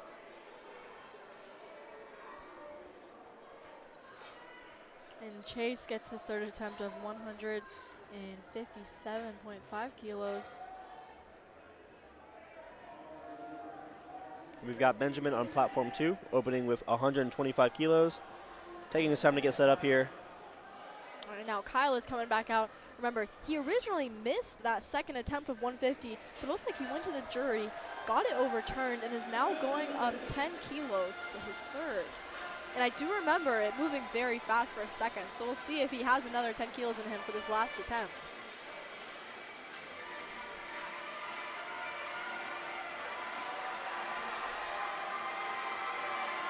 Oh, just a little bit too heavy of a jump for him. Luckily, But he was able to get that second attempt. that is He stays in the definitely meet. huge. We've got Branson on platform 1, 165 kilos. Bryce.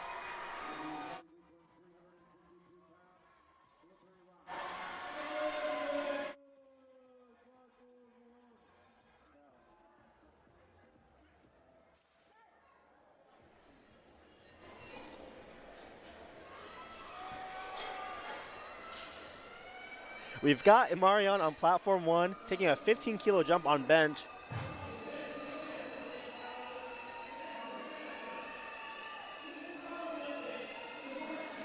Again, normally with raw lifting, you're not going to see as big of a jump for most lifters, but with the equipped lifting, as soon as he gets that opener, he's in the meet. If you feel comfortable, ready to take that risk. It looks like it's going to pay off here. We'll see. Can he lock it out? Yeah, a bit of a fight there. We'll see if he's able to find the right groove and come back for his third. Okay, Luke Watson is unracking his 160-kilo third attempt. Very controlled to the chest. That's a good press. That looks like it's going to be a good lift.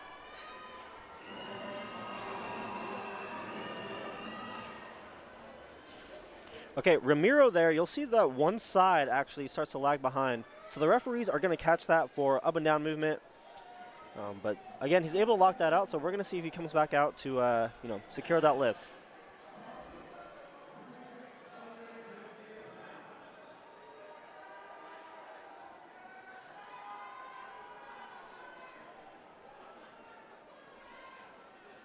All right, it seems like we might have been gone for a little bit, but we are back with Gavin having his third attempt of 162.5 for his third attempt. And there on platform 1, we just saw Omar miss his opening bench.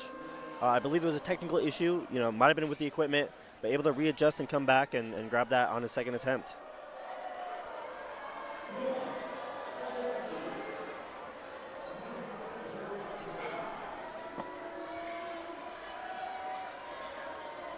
Yeah, and really good job by Andreas on platform 2, getting that opening bench. And after bombing out on squats, just trying to get that first attempt, reassert some confidence and make sure you're still here. Really important for the mental.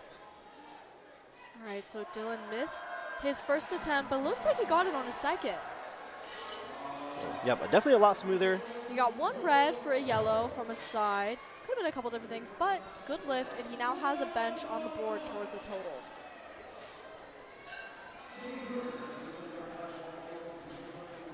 And we've got Nathaniel on platform 2, opening with 187.5 kilos. It's 413 pounds here as an opener.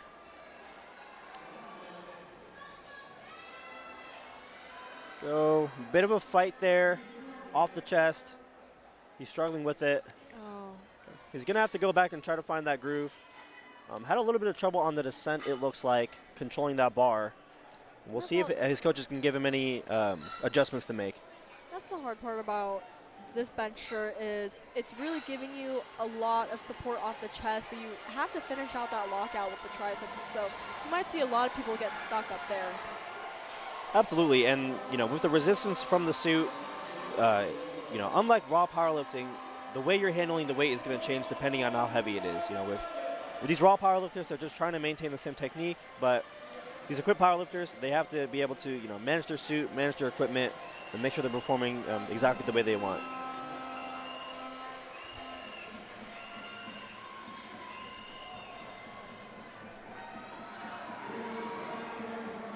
We've got Mason here on platform 2, opening with 195 kilos. And on platform 3, Yep. we have Brennan. He is finishing out our 3rd attempts for this flight with 182.5 kilos, making a pretty conservative jump from that 2nd attempt.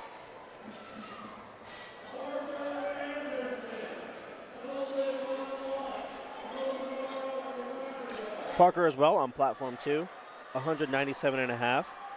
It's a very good grind for Brennan. A little slow on the lockout, but unfortunately he got 2 yellows on the side. Could have been a couple different things. Hard to say from this angle. But since he made that 2.5 jump, he can walk away knowing that he did all that he could. There's no smaller jump that he could have made to get that lift. Again, on platform 2, we've got big openers here. 215 kilos for the opening bench for Cabe. This is a Texas A&M lifter. Had a good squat session. He's looking to reassert himself here on the bench press. I believe right now he's nominated 2nd in the forecast. It's going to be really important for him to get make up some ground here. He's slated to open heavier than his competition, Jackson. This is a massive 474-pound bench opener. He's managing it well to the descent. Gets it off his chest easy. Oh, Yeah, he's got room to go. good lift. Yep, so we have platform 1 here. We have Holden Brown. So he had a little bit of a mishap with his equipment. Off his chest, you know, he got the good reflex, the stretch reflex, but it just went towards his head. We're going to see if he's going to be able to manage it better. It looks like the strength is there. The equipment's helping him. He just got to get the right groove for this.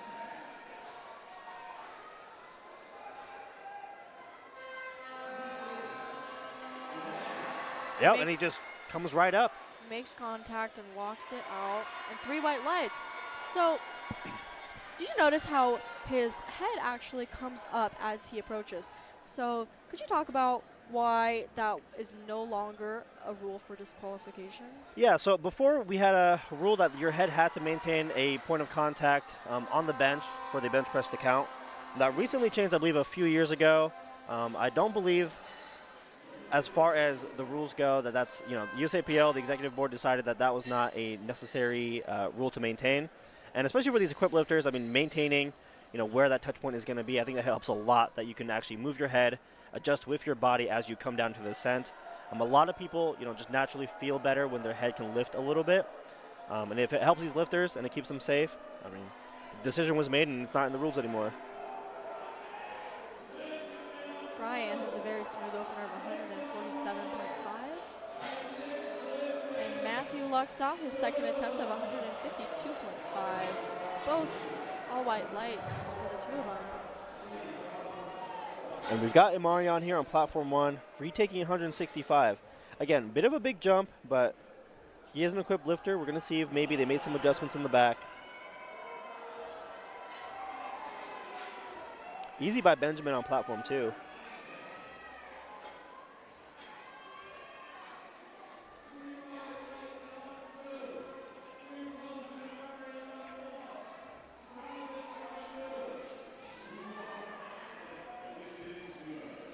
Isaac gets his opener of 150. Go, and he locks it out. Yeah, and 3 white lights is a great lift. All right, Travis is getting set up for a 175 kilo 2nd attempt.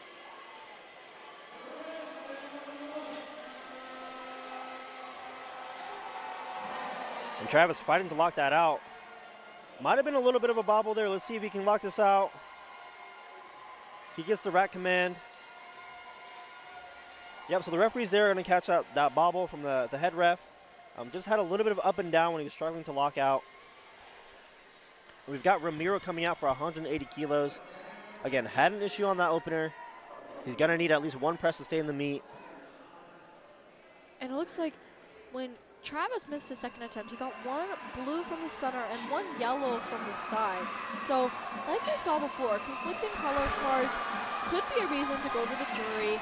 Maybe not like that, since it could have just been another ref didn't catch it. But it looks like he's going to opt to retake 175 for his third attempt to come back for it.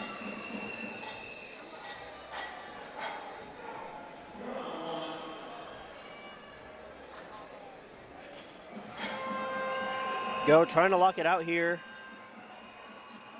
Just struggling on that left side. So Ramiro's going to need to come back and grab that bench to stay in the meet. He is a Midland lifter. I believe he is forecasted, pretty high up in the standings right now. And then it looks like Nathaniel, in a similar position, missed his first attempt of 187.5, opted to retake it, and is now coming back out for it again. Yeah, it's going to be important for Ramiro to take this this upcoming bench here. He decided to go up. Might be a bit of an issue that they thought with the equipment, so maybe a little bit more weight's going to help him come off the chest a little bit better. He's having issues with lockout, so we'll see how that affects everything. We've got Nathaniel coming out to 187.5. These guys are currently forecasted to be, in that, middle of the podium, 5th to 3rd place. It's really important that they stay in the meet here. Those are big points for their universities. Of course, podiuming at CNATS, it's a big achievement as well. All right, let's see if Nathaniel can get the second attempt on the board. Very shaky on the way down. Having trouble. He locks it out. We'll see if the refs think that was up and down. And he's good. He got it. 2 white lights. 1 blue card for that up and down motion. But he does now have a bench on the board towards his total. Yeah, and like I said, Nathaniel is currently in 4th place in the forecast. We'll see how everything registers after the opening deadlifts, but really important that he got that bench.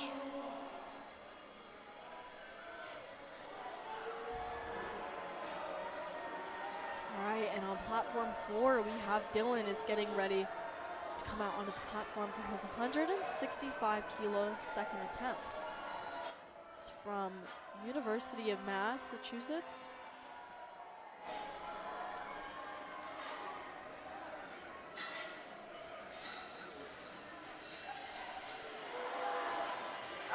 And good Dylan catch.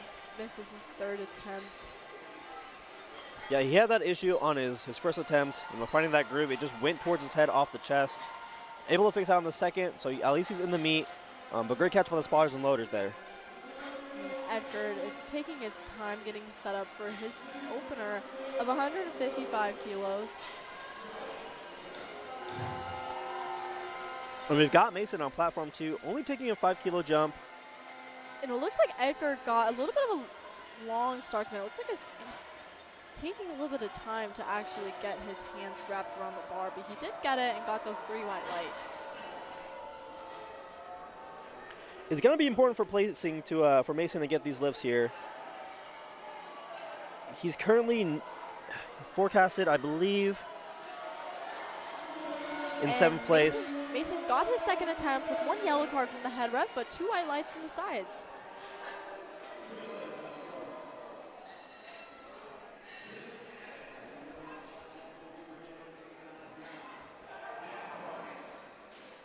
All right, Jack is coming out for his third attempt of 132.5. Went that conservative 2.5 kilo jump to his third attempt. We've really got playing Parker. the game, making sure to get that third attempt, making every lift count. Got Parker with 205 kilos on platform 2, having a really clean day so far. He's 5 for 5 right now, looking to go 6 for 6 on the bench press. And Dylan smokes his opener of 167. And Jack is pushing through that. He's fighting for it. He's fighting for it. Oh my goodness, he locks that out. I think he got it. I think so. Oh. Downward motion. I think he should go to the jury for that. Yeah, we weren't really seeing that here. One thing you're really looking for is the center of the bar to actually divot and come down. The downward motion, the blue card could also have been for soft elbows though. Okay. So if not downward motion, could have been soft elbows. even though it's the third bench, I always encourage lifters to make sure they find out why they miss it from so that in their future meets, they can make sure to not make that same mistake again. Yeah, just checking to see here if maybe it changes at all. I'm not sure if they went to the jury for that. All right, and the crowd is going crazy right now. It looks like we have a record attempt. We have 250.5 kilos on the bar for Jackson. It looks like our view is blocked to see if this is either an American or perhaps a world record, but it is a... Yeah, 250 kilos as a 90-kilo lifter here. Again, for any of these American or world records, lifters are allowed to take, these chip increments, 0.5, 1 kilo increments. And this is 552 pounds on the bar for him. Oh! Oh and my a big gosh. catch by the spotters and loaders. He walks off. He looks okay. So we're going to see there if he tries to readjust. I just hope that he is not injured after that. That scared me. I'm sorry if that was a little loud. Luckily, he got off the bench pretty quickly, so he looks to be okay. I wonder if he's going to opt to try that again. We're going to watch here to see what decision he makes. He's got 30 seconds. Oh, it looks like he's going to come out for that again. Going to take that again for his third attempt.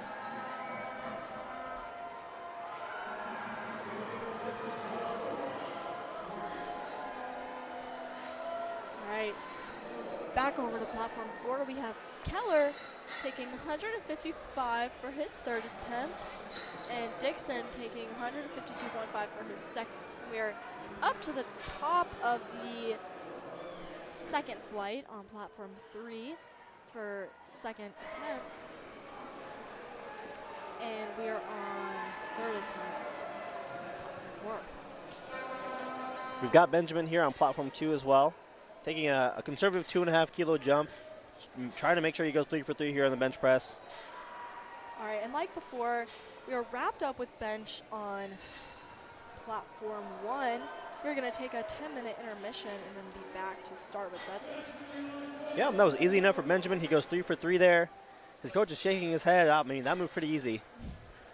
And it looks like Dixon unfortunately missed his second attempt. He's still got one more try at it, though. Same weight is remaining on the bar for Lan, coming out to 152.5 kilos. And then Jacob on platform 4 missed his second attempt of 160, getting ready to come out for it for his third attempt. He's got 3 yellows. I believe it could have just been a miss on strength. I don't quite remember though, but gets it to the chest. Unfortunately, just too heavy. He's still got that first bench though, but I could understand his frustration of making that big jump and unfortunately missing it. We got Travis with a big fight here on platform 2. It doesn't look like the bar came down. I think the refs, 2 yellows. It looks like his butt on the right side definitely came up. Hip shooting just to try to compensate there, help him get that lift, but. All right, so Ramiro, he missed his first attempt of 180 on the lockout on strength. Took it again and missed again on strength, and has now decided to go up 2.5 kilos and try again. I wonder what's going through his mind at making that weight adjustment of trying to just add as much as he can to the total because he's either going to get it or he doesn't. And I wonder if as an equipped lifter he just needs that extra 2.5 to potentially help get it off the chest better. But let's see if he can get this one. Oh! Gosh. Good catch again by the spotters and loaders. It looks like he was really struggling to get it down to the chest, but he unfortunately did not get a bench for this meet. And that's going to have an impact on team scoring. He was forecasted 6th place. That's a lot of points for the team. Luckily, he's all right there, but that is a little costly for Midland. All right, and we're going on to Nathaniel for 192.5 for his third attempt. And then on platform 4, we have Christian coming out to 170 for his third.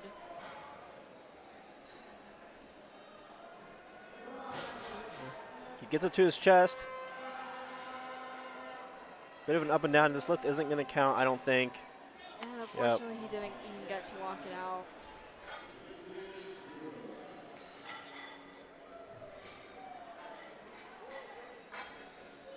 Now, Nathaniel is forecasted in 4th place right now. He's only got 2 attempts towards that total, but he is in the meet, and he'll be looking to make some ground up on deadlifts. Again, with these equipped lifters, they're doing their best to make sure they can lock in these attempts. And so he's still in the meet. Will go better as you're not relying as much on equipment to stay in position. And he's got a bigger pull than some of his other competitors here, so he'll have a little bit more room to make decisions. And I wonder if they're going to end up possibly going more conservative on deadlifts to make up for the weight that they lost on squat and bench. Andre's here looking to fight, looking to lock it out. He's Stuck on his struggling right to lock out side. that right arm. Yeah. Oh, Just so tough at the end. close. It's the unfortunate thing where maybe if he took 195, he could have gotten that. Losing out on 10 kilos when you make that big of a jump. Absolutely. Every jump is a bit of a risk. All right, we've got Juan with 160 kilos for his 2nd attempt, and then Jeffrey coming out to 170 for his 3rd. And we've got Mason on platform 2. The crowd is getting loud.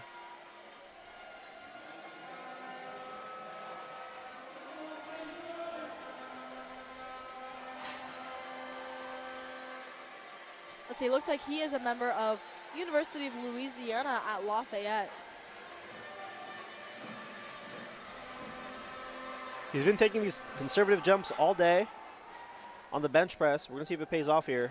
And he is currently 5 for 5 on attempts so far. And it looks like he's going to be 6 for 6. I would have to agree.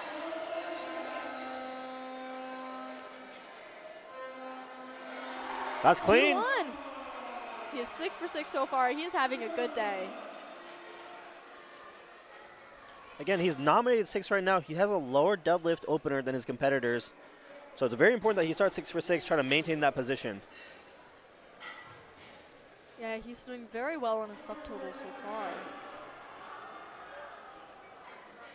All right, Parker has 212.5 kilos in his hands right now.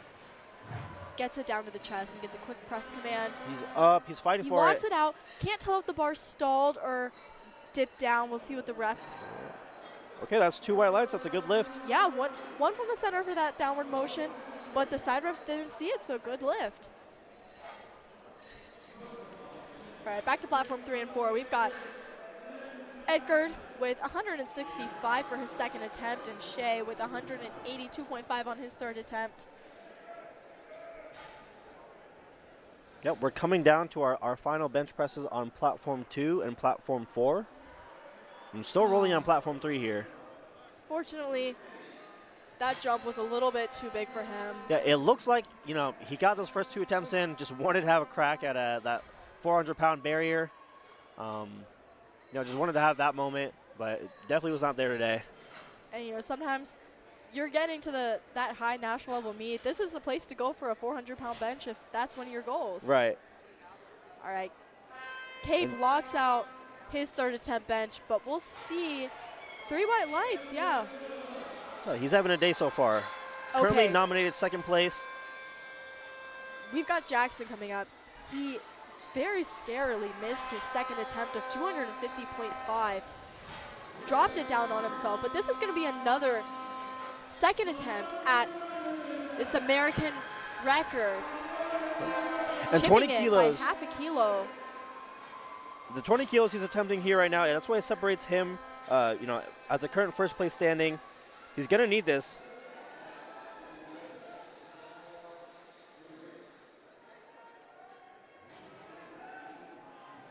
He's looking to set up here.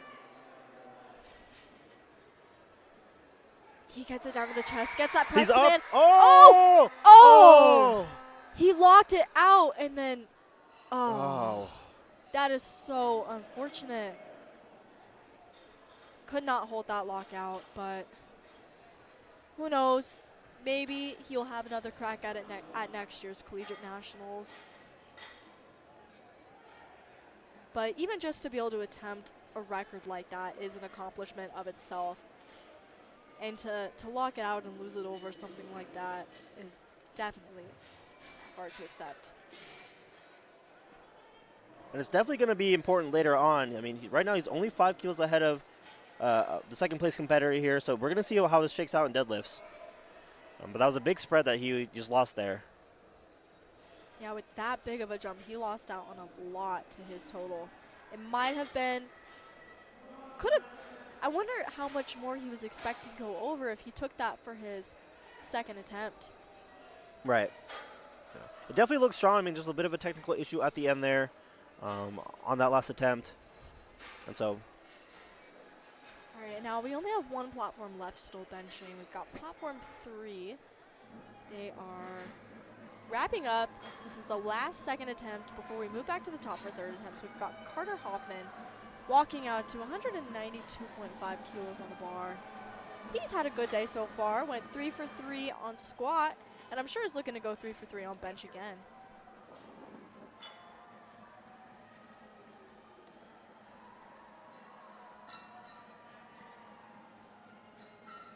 All right, and then on platform 1, we've got just about a minute and a half left before we begin deadlifts.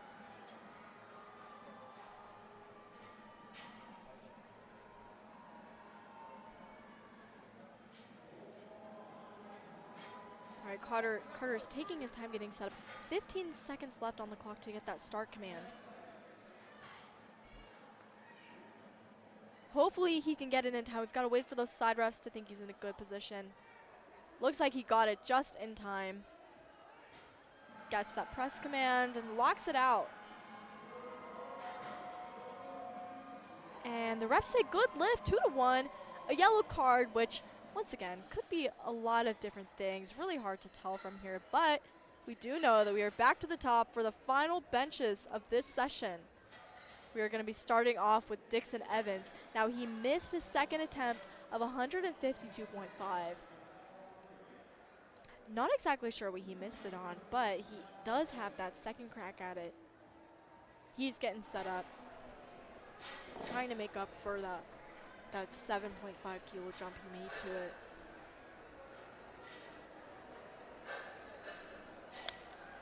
Still rolling here with these third attempt benches.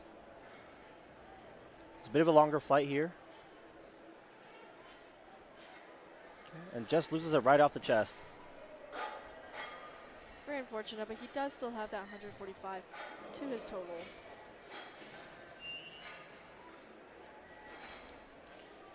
All right, we've got Lan coming up, making a very small 2.5 jump from his second to his third. So hopefully this is something he can get. All right. And on platform 1, we've got the first deadlift of the day. Here during this session, we've got Adam taking 200 kilos.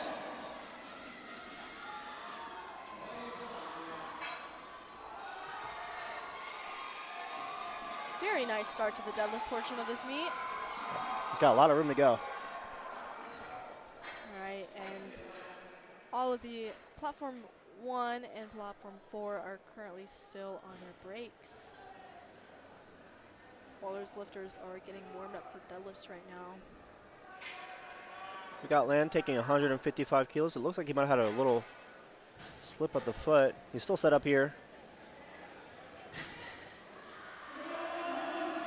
Yeah. Yeah, I don't know how much that affected him, but he just looked slightly uneven. He took that 2.5 jump, so you know that he left everything out there. He got that 150 on, he got the 152 on his second attempt, and now Juan missed his second attempt of 160, but is coming back out for it. What did he miss on earlier? I believe it could have just been strength. Okay.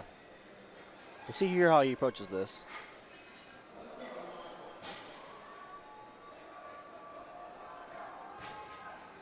All right, taking his time getting set up, getting locked into this lift.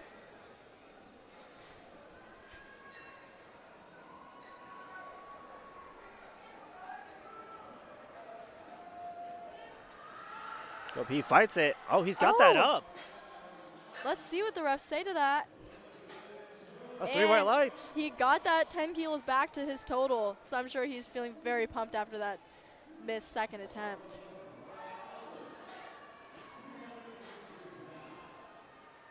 All right, so now that we've started on deadlifts, I'd like to talk a little bit about what some of the different color cards on this lift could mean. Same color cards that we've been seeing this whole time. We've got red on red, red on yellow on red, and blue on red. Brian knocks out his third attempt of 160.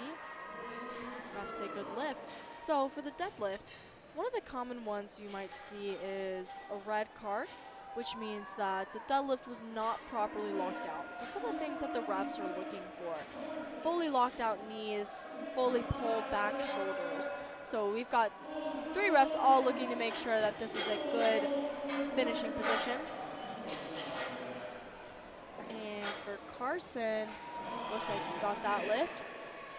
And then some of the other colors, we've got a blue card, which that could mean that the bar was supported on the thighs at a point during the lift, which we received that card. And then once again, the yellow is kind of a catch-all card in this situation where lots of different things. Lifters need to control the bar to the ground, maintain a solid grip on it, need to keep their feet in one position. But overall, the deadlift is one of the easier lifts to ref, and it's not going to be as frequently missed as you might see squat and bench. And we've got Brandon here on platform 3 coming out for his third attempt bench. 165 kilos, only taking a 5 kilo jump. Again, he's looking to build off a strong session so far. Going 3 for 3 in the bench here. He's currently forecasted in 8th place. So this is really important for him.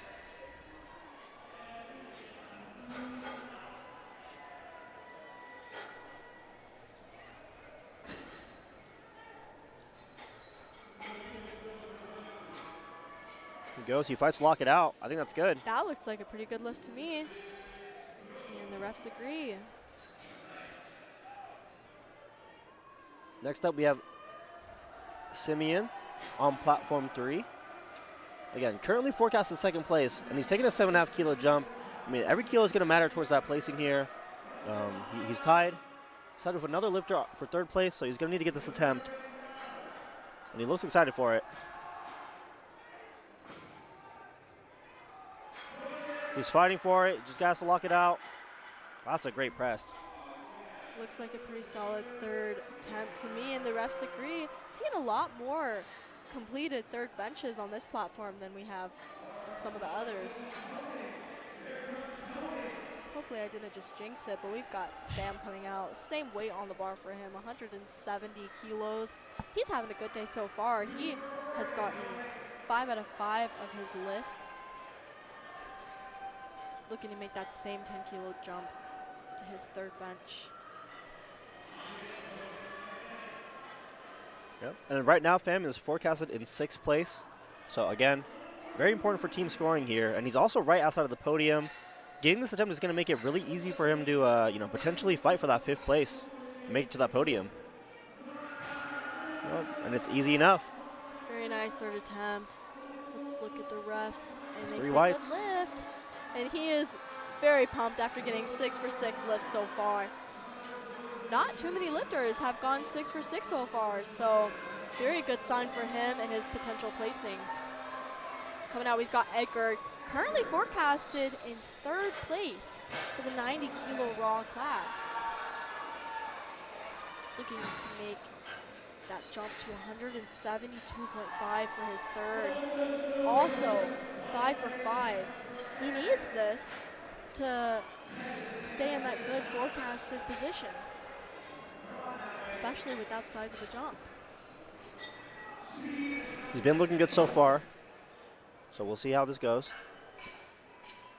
All right, and platform 4 just pop back up for deadlifts to start in about 30 seconds. So, easy Very attempt. Smooth 3rd attempt. Again, in a case like that where you're fighting for the podium, trying to have an easy attempt, something that you can lock in. I mean, it's going to be very important to build that total, and then when it comes time to deadlift, that's when you can really, take a risk for a position or try to fight for your own position. And we've got Adam on platform 1, opening with 252.5 kilos. Good pull. Or I believe this is the second attempt with 207. I think we might actually...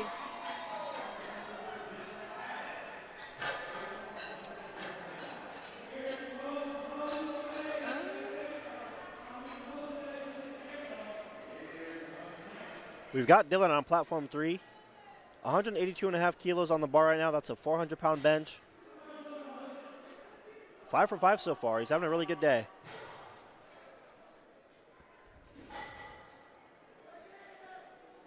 All right, and deadlifts have started on platform 4.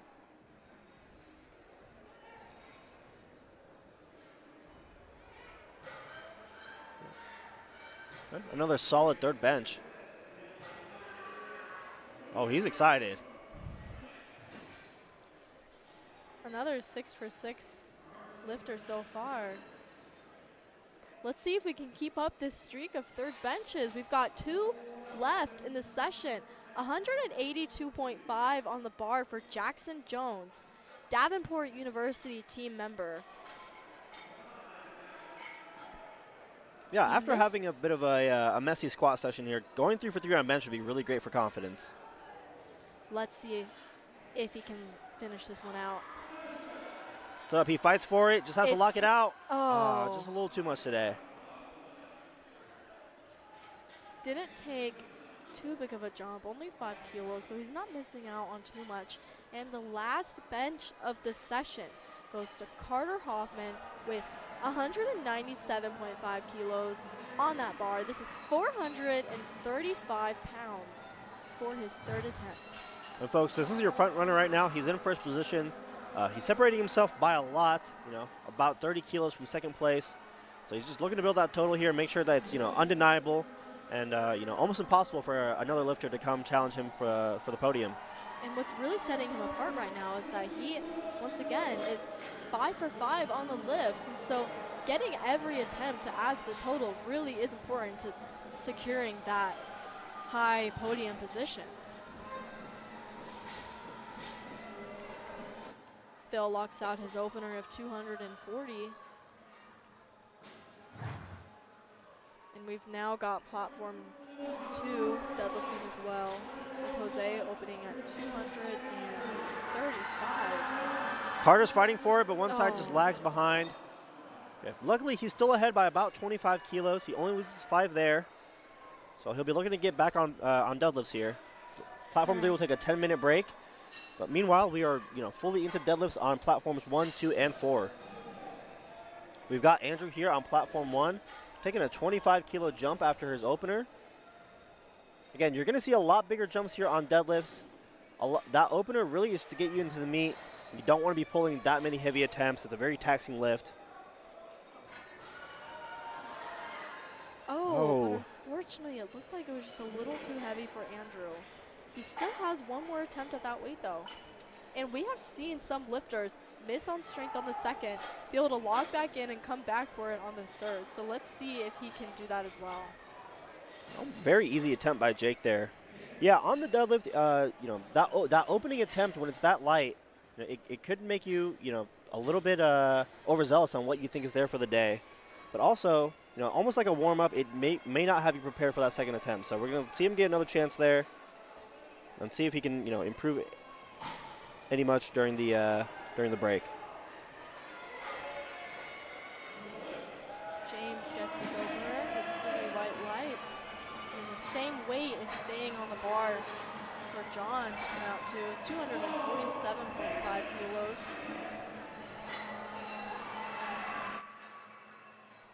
He's sizing up that weight, getting ready.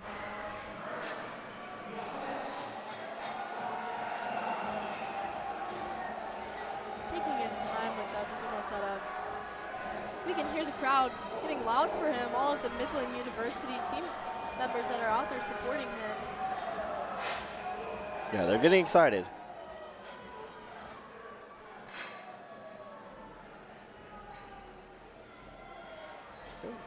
very easy opener.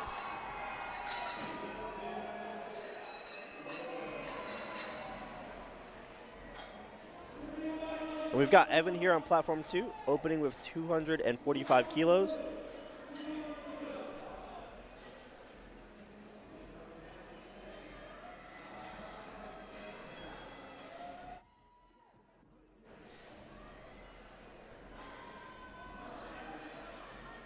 Really nice opener for Evan there. He's going to take a big jump after that. Anthony is 252.5 for his opener.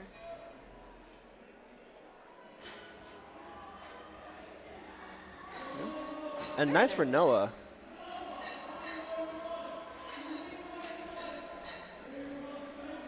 right, and Alejo is getting set up for his 245 kilo opener.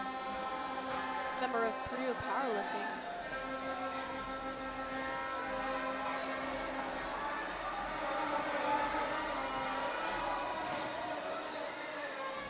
He locked it out.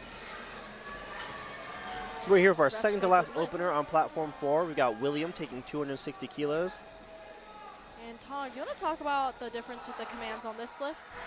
Yeah, so for the deadlift, there's only one command. It's the down command. With the head ref, we And just see. I think we actually just saw someone jump it on platform 4. Yeah, when you get to the point where you're locking out, once the head ref thinks everything is locked out, they'll give you the down command to drop the bar. But if at any point you jump that command, that's a missed lift. So in the excitement of these openers, I mean, it's a pretty common thing that you'll see from time to time.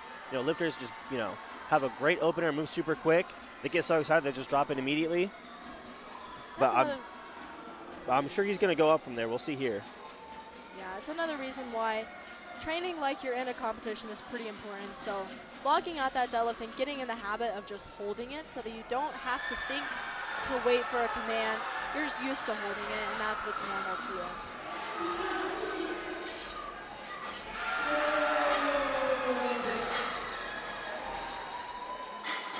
I wonder what's going through Williams' head, if he's thinking about making potentially a more conservative second based on not having that open on the board, but it moves so fast. He definitely has more in him.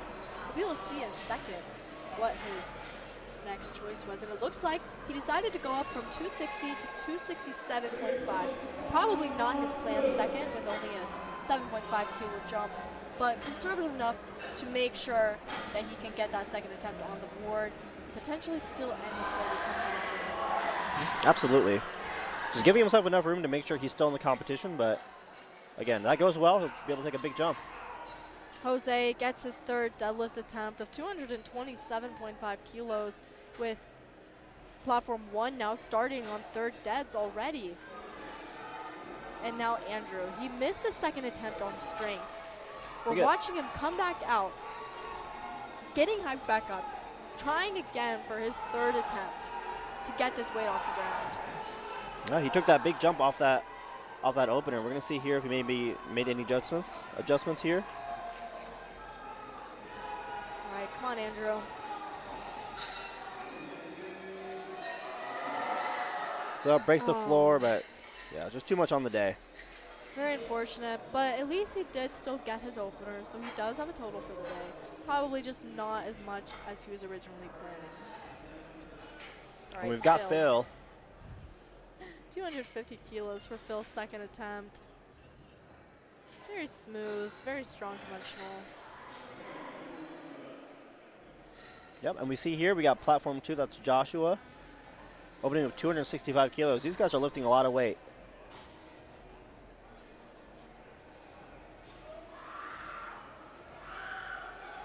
And he locks it out. Let's see what the refs say. 3 white lights, and he is pumped after getting that third deadlift. It's a He great lift. had a wonderful 9 for 9 day. I'm sure he's very happy with how today went for him. Sure, that's a good lift for Joshua. And I believe that was the first 9 for 9 we've seen so far, so hopefully we can get a couple more lifters with all 9 attempts.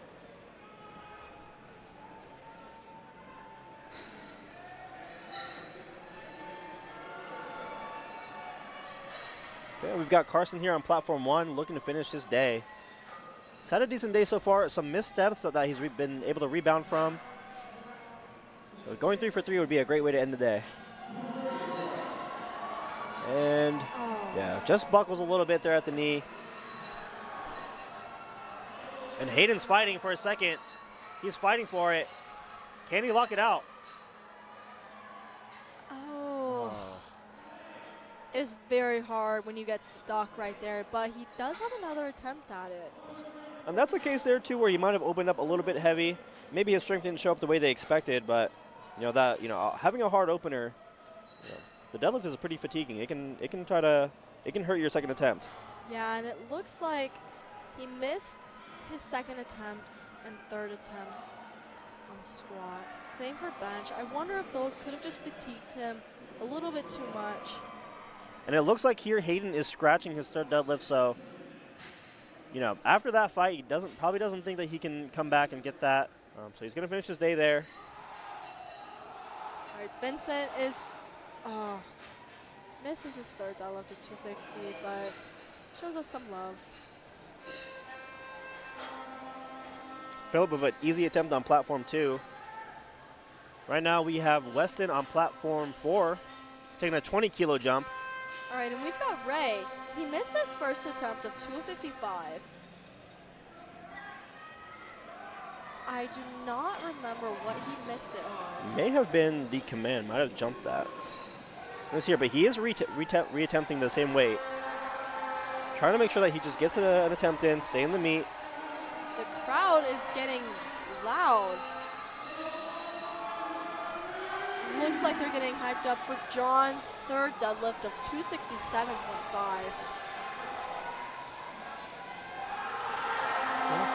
He's up, he breaks the floor. He gets Can he lock it out? Can he finish it? Just tough right there. He did take a pretty small 5-kilo jump, so that's probably just about all he had in him. Still a day to be very proud of. And with those deadlift suits, ladies and gentlemen, when that lifter is getting extended and that suit is straight on their body, that's when the lifter is not getting any more support. So when they're in that bottom position, and the suit is compressed, they're getting a lot of pull off the floor. But when they're going to lock it out, that's on them, and so that's where you'll see the trouble. It looks like Ray timed out his second attempt and then scratched his third. I wonder if something potentially happened injury-wise.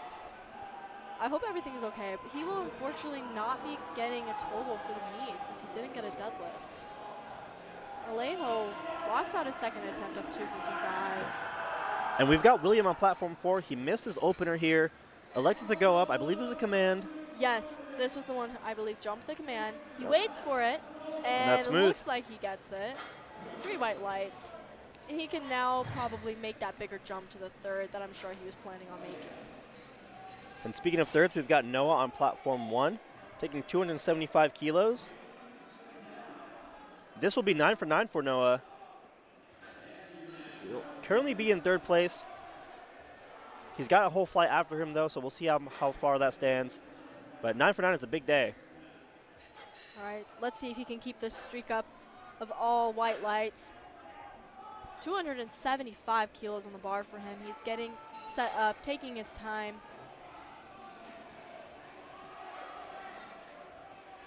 Looks like Jose got his second attempt, 2-1. Right. And he's up. Looks like that was. Yeah. Oh, yeah. So you'll see there when he hits the knees, he's ramping it up the knees. Supporting the bar on the thighs. Unfortunately, a rule break. Looked very, very strong, but unfortunately cannot support the bar on the thighs to pull it up. But we've got these openers running here on platform 3. They're ready to go in about 45 seconds. Scott locks out that second attempt of 285. And then we are now starting third deadlift attempts on platform 4 with Andrew Sosa starting us off with 255 kilos. He's a Texas State powerlifting member, getting that bar nice and clean for him. And we've got Mario here on platform 1. Again, bombed out earlier on squats, but he looks excited, man. He's here to have fun and have a good deadlift session. Easy. Looks like he's having a fun day.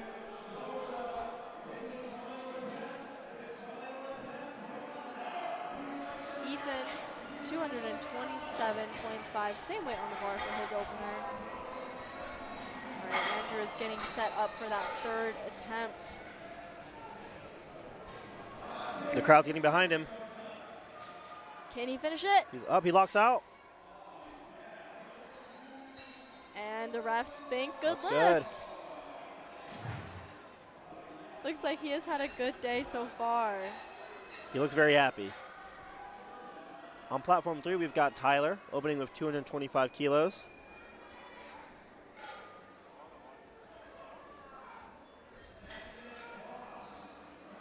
And Evan on platform 2 taking a 15-kilo jump.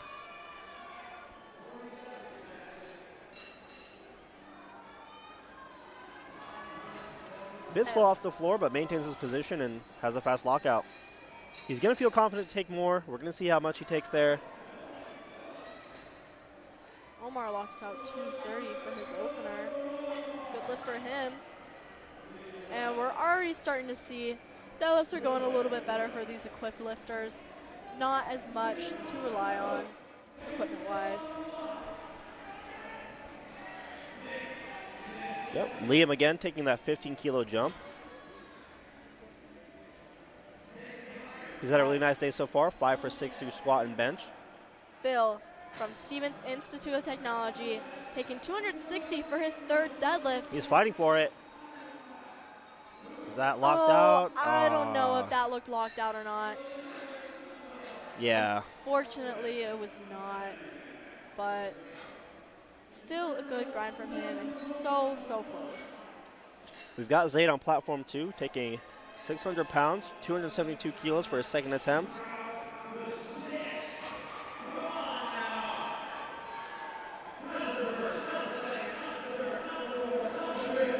John Strouch, he's 6', 267.5 kilos on the bar for his third attempt from Midland University.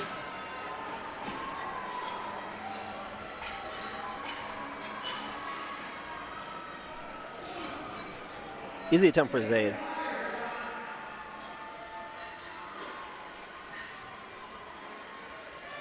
All right, the crowd is getting loud for him. His teammates are behind him, supporting him. Can he get this third deadlift? He's up. Can he lock it out? Looks like he gets it. He looks happy, and the refs say, Good good lift. lift. Got Peter on platform 2. He's fighting. That is a fast lift. We're going to see there. You see the slowdown at the lockout. We're going to see how much he thinks he has. I think he's going to feel good for more. All right, continuing on, third deadlifts on platform 4. Caden O'Neill, University of Oklahoma team member, 272.5 kilos on the bar for him. Getting this would secure him a 9 for 9 day. And moving from 14th to 18th place, or 14th to 8th place if he gets this. It's a big pull. 20-kilo jump from his second attempt. Can he do it? Breaks the floor. Yeah. Just too much today. Gets it to the knees. Oh, I think that was an accidental white light. But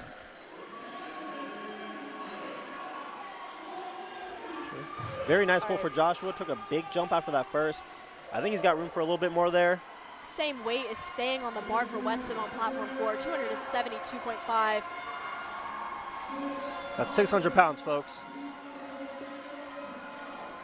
San Diego State University team member. The crowd is loud right now. Yeah, we've got Alejo here on platform 2, taking another 10-kilo jump.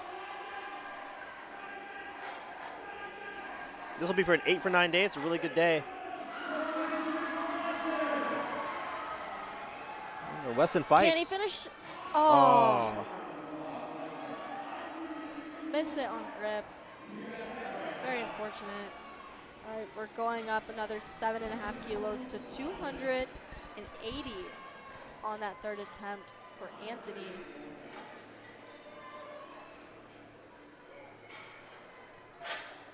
platform 3, we have Luke Watson opening with 265 kilos. Good. Very smooth opener. 3 white lights for him. We've got Philip on platform 2. 265 out of Illinois. Can he lock it out? He's fighting for it. And It I think looks he's got like it. he got it. Oh! Just loses his balance there. He's all smiles, though. I think he's okay. That was a great fight. Just loses his balance. Oh, It God. might have been the grip, too, and he might have fell forward with the bar. All smiles, though. Walks off on his own. All right, Anthony is pulling 280. Looks like he locks it out. 3 white lights.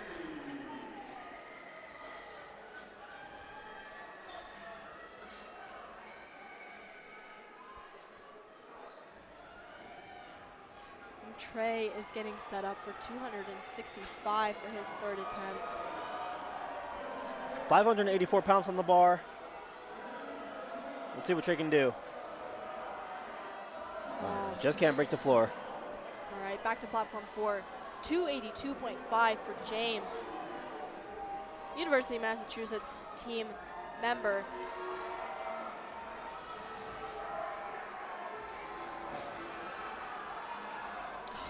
Does not make it off the floor either, unfortunately. All right, we've got 2 deadlifts left in this flight on platform 4.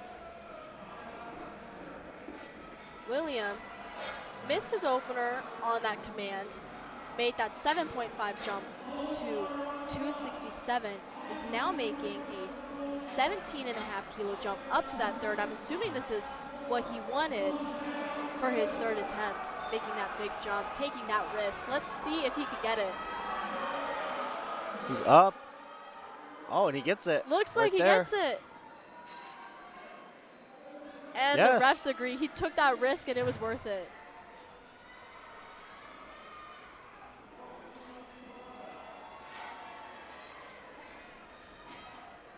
We've got Evan here on platform 2, looking to go 8 for 9 on the day with his 3rd deadlift. If he gets this, he maintains 4th place. Of course, there's another flight after him, so we'll see how that maintains, but big regardless for team scoring and having a big day himself. Very easy lift so far. Took a nice 10 kilo jump. It's going to be slow off the floor here, but we'll see if he can break the floor.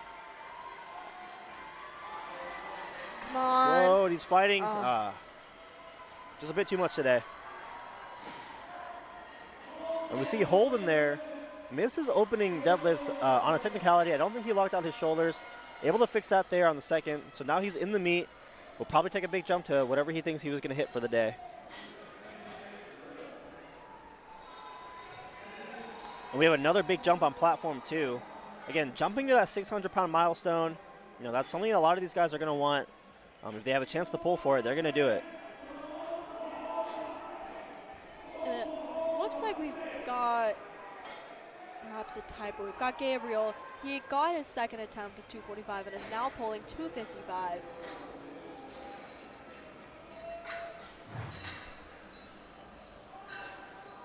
Does not get that. 2 reds. Oh, Jake's fighting. I don't know if I'm not sure if that was locked out. We'll see what the refs think. Yeah. Another 2-1, no lift.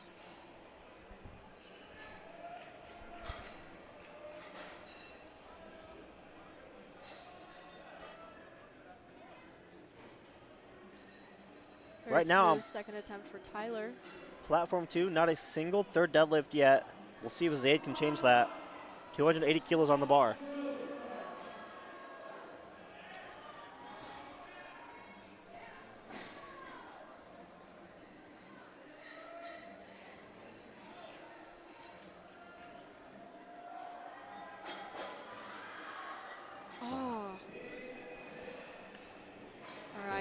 Unfortunately, Zayd did not get his attempt of 280, but that weight is staying on the bar for the next lifter up of Liam Donnelly. Once again, not a single lifter on this flight has gotten their 3rd deadlift. But can Liam get this? 280 kilos, a 20 kilo jump from the 2nd attempt. Let's see if he can get it.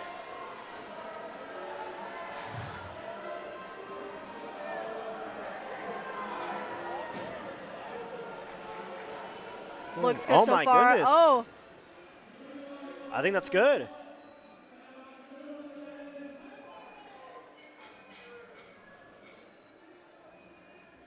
Three white and lights. he did it. He broke the streak on his platform. We'll see if Peter can get that going here. Keep that going with 287 on the bar. He's been moving really well so far. I think he'll be able to grind this out. All right, Sean from UCLA, 250 for a second attempt. And he grinds it out. Very nice third attempt from Peter. That's a great lift by Peter.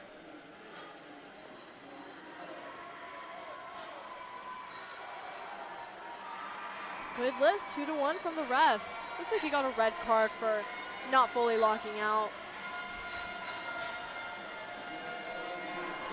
We've got Joshua here on platform 2, looking to close out his flight with 300 kilos on the bar.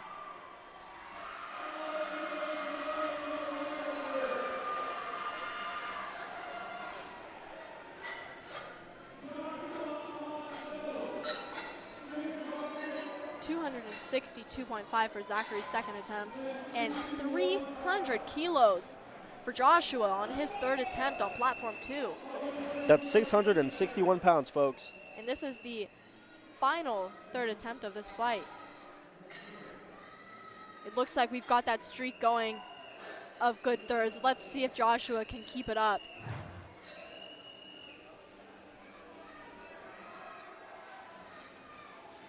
Just taking his time here. The crowd is cheering for him. And he's up. Can he finish? Oh. Just too much. Very unfortunate, but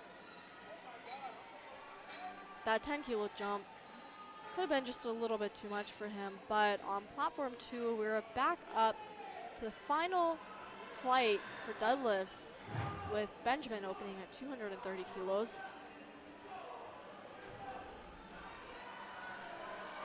We've got Mario on platform 1. Again, bombed out on squats. He's looking excited though. He's got boom on his chest. Didn't start the day off right, but I'm trying to finish off the right way. Can he bring the boom?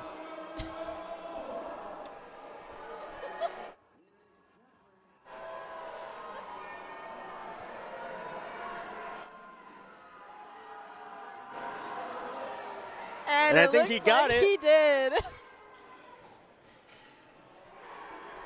3 white lights from him. It looks like he's excited now. Like Tong said, didn't start the day out right, but he sure did finish it.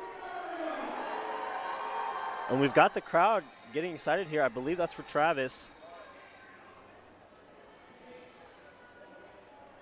And Chase Any is one of getting these ready lifters, for actually. that 282.5 second attempt. McKendree University team member. And Gabriel trying to make up for that second attempt here. Repeating 255. Can he lock it out? Oh. I think just lost it in his hand a little bit. All right, we've got Jack opening up at 245 kilos. For it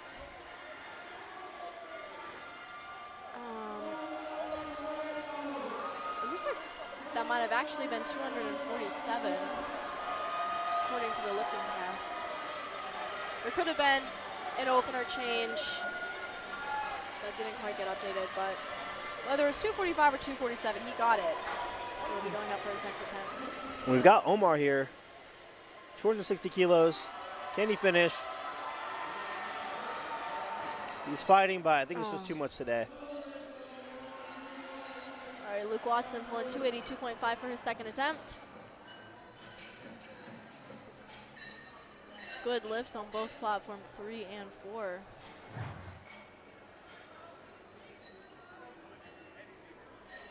We've got Nick here on platform 1. He's looking to take 600 pounds, 272.5 kilos.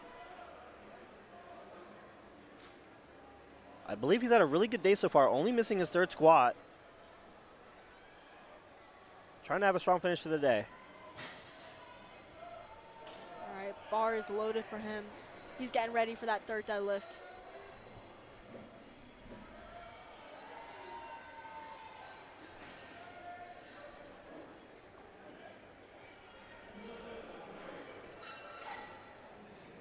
taking his time, getting in that right headspace. You can only do this pull once. He's up. He's fighting. Can he finish it? I just think he's stuck there. Yeah. Looks like even if he were to be able to finish it, there's a little bit of up and down motion there, but still a good fight for him. Now we've got Holden. Same weight as the previous lifter, 272.5, 600 pounds, and he's coming out ready for it. And this will keep him in the third place for the time being. Really important pull for the placing. He messed up his first attempt and is making that massive jump to the third to try to make up for it. Can he pull this off?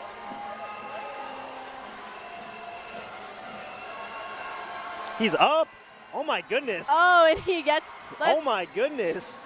He is happy with that. Let's see what the refs say. 3 white lights, and the crowd is going crazy for him right now.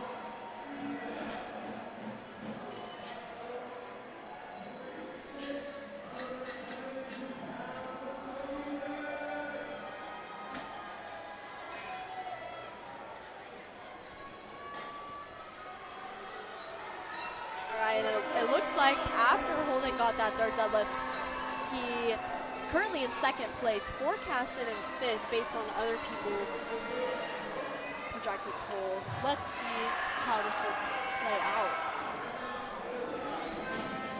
Yeah, big fight by Marion, but just can't lock that out. Going to finish this day, he's currently in 6th position, and we'll see where that holds after the last deadlifts. And we've got Dylan coming up next, taking a big 20-kilo jump. It doesn't look like he's going to overtake anyone in position, but they're feeling confident enough for this 20-kilo jump.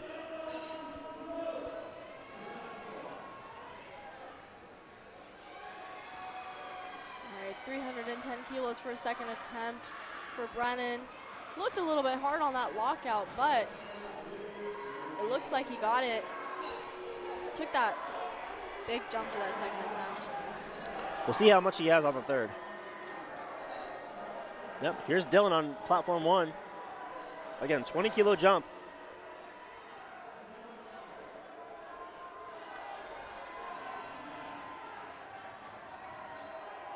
All right, he's now moved down to 9th place, but if he gets this, he'll move back up to 8th. Oh. Yeah, just too much today. All right, Tyler for third deadlift, starting us off at 260.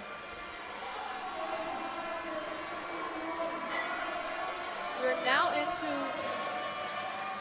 third deadlift on platform 3 for the first flight. It's hard. He's getting it past the knees. Can he finish it? We've got Branson on platform 1. Looks like he locked it out, maybe. See what the refs A think. little bit of downward motion, maybe not a full lockout. Yeah. Yeah, unfortunately, we see that blue card and that blue-red card, meaning that there was downward motion and a soft lockout. Hoping that everything's okay. Looking a little unsteady after that pull, but a good fight from him. Big fight by Branson on platform 1, just not able to lock that out. All right, we have. All right, there we are back to opener or Second attempt on platform 2. Platform 1, I believe, is finished for today. Oh yes, that's what I'm gonna say. Platform 1 has now finished after that 300 pull. And we've got Sean here, platform 3, taking his third deadlift. This will be for 8 for 9. He's had a really good day so far, trying to solidify that total. And he's up. And I think he's good. We'll see. Shrugs it off. That's a good lift. All right, Nick, 272.5 on the bar, 600 pounds for him.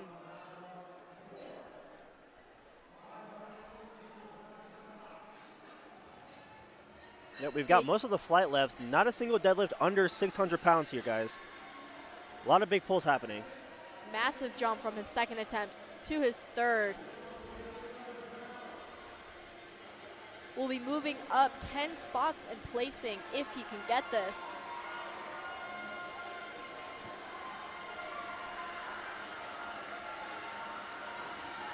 Oh my gosh. Can he finish it? Oh, Oh, no. So close. Really good try there.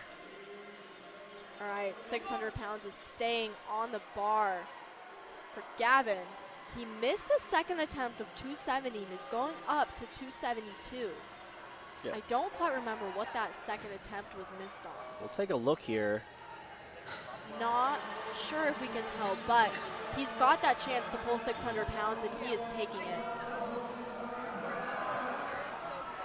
Yeah. All right, he's getting the crowd hyped up.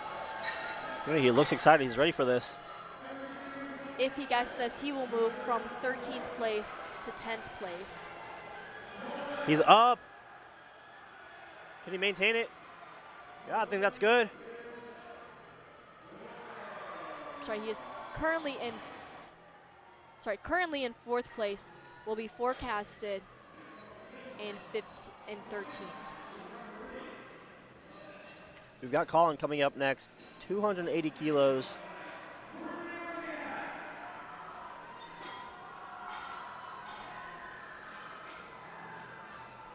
Jack with a pretty hard attempt, second attempt on platform 4. Let's see how much room he has right there.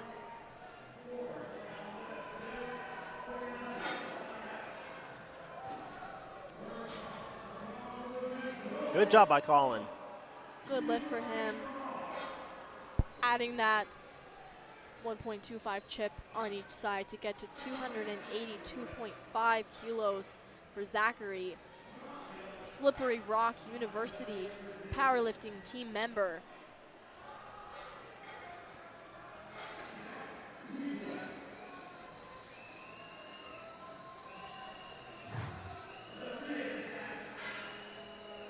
He's got the blue flame deadlift socks on. All right, come on, Zach. Let's see this third deadlift. It's up. Can he lock it out? Definitely some up and down, and yeah, definitely too much today.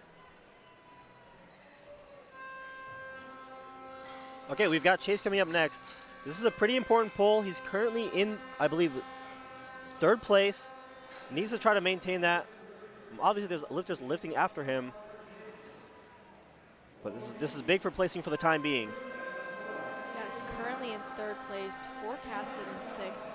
If he is successful with this, he will maintain in third place for the time being. McKendree University team member. Let's see this third deadlift Chase. 287.5 kilos. Can he pull it?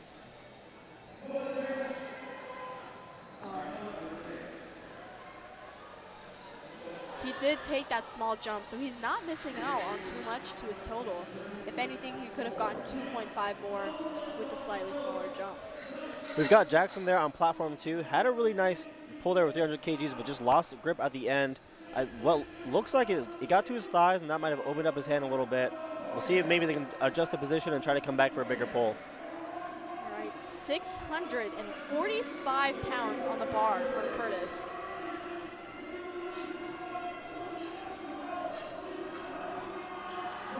He's up. Oh.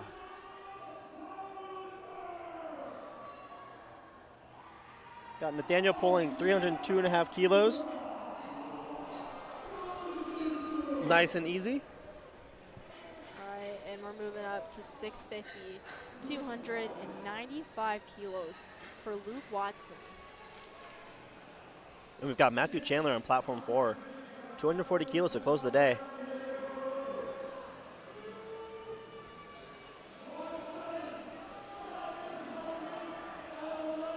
Very solid third pull from Matthew. And the refs agree. Looks like he had a very nice 9 for 9 day. We go. We got Luke. Set up for that third pull. He's up. Very quick. Can he lock it out? Let's see what the refs say. One Good red, lift. but 2 whites is a good lift. Looks like that red card, like Tonk said, was for probably the shoulders not being fully locked out. All right, back to platform 2. We've got Travis starting off our third deadlifts. He missed 245 on his second attempt, but is back to get it.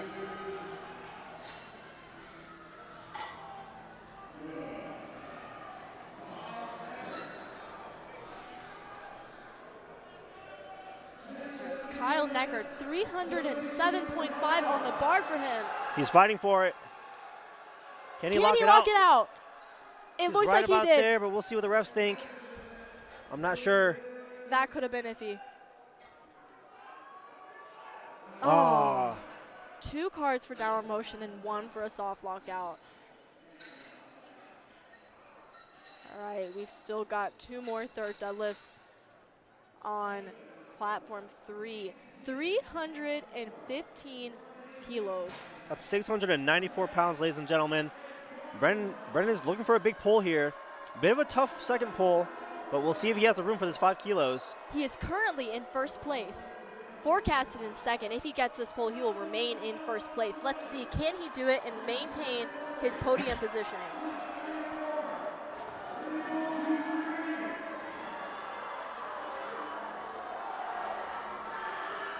He's up. Oh, it's just too much.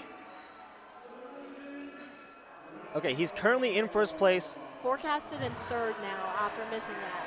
Looks like he can still maintain his spot on the podium even after missing that third deadlift. Yep, and you'll see there on your screen, attempt change in progress.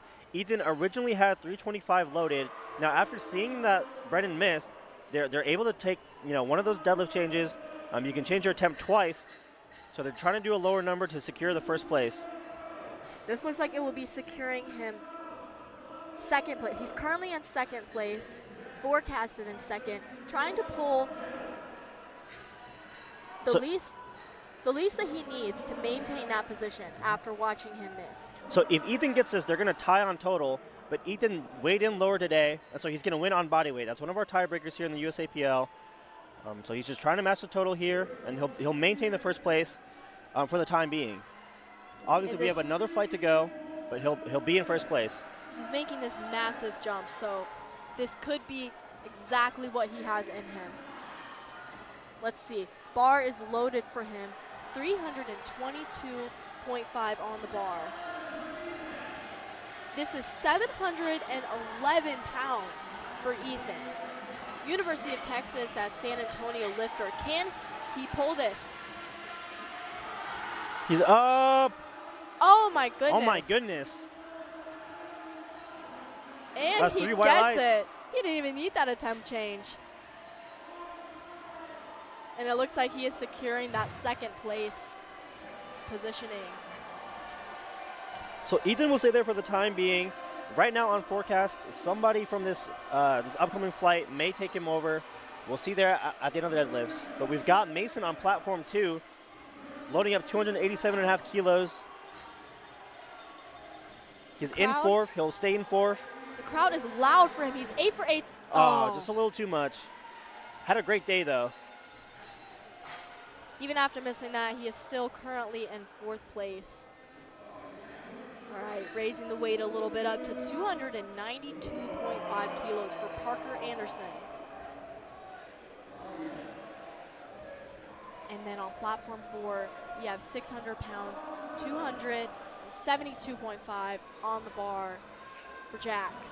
He's coming out to this weight, getting ready for that third pull. Yeah, Parker's going to come out here for 292.5. He's still in 3rd place. There won't be a change in position. However, I believe he's working to get that 9 for 9 day. This looks like it could be a very reasonable jump. Let's see if he has this 7.5 kilo jump in him. And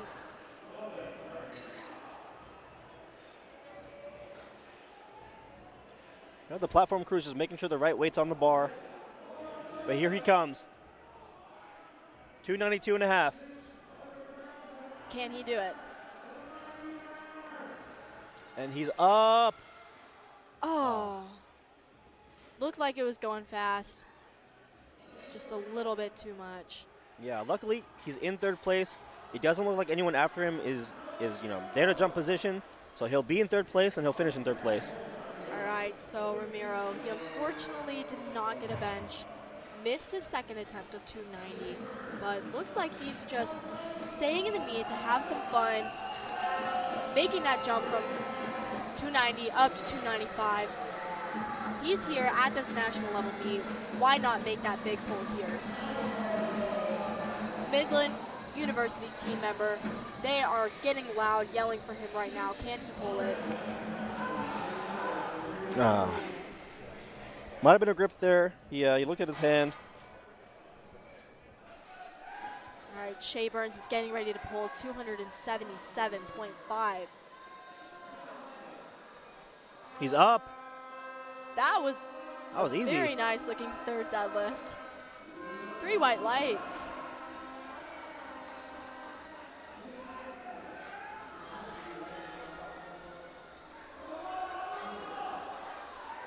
We got Jackson taking 305.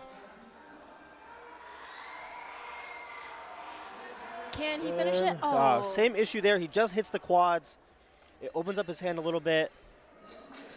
Right now, he's in first place, but forecasted to move down to second.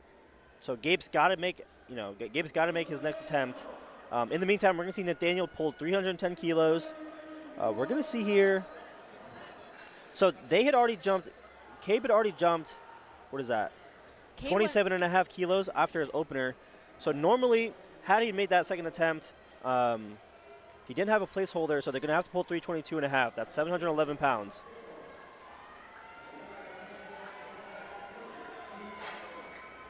All right, Nathaniel is coming out to 310. This is the second to last pull on this platform for the night.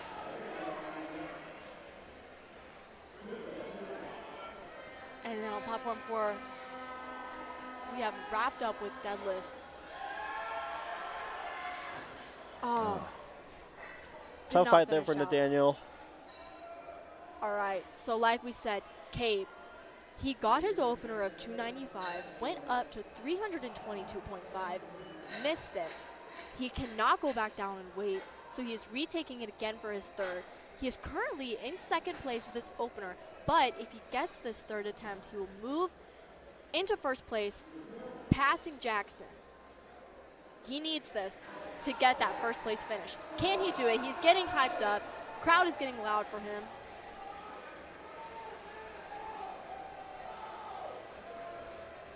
He's getting ready. The crowd is they're giving him excitement. He needs this for first.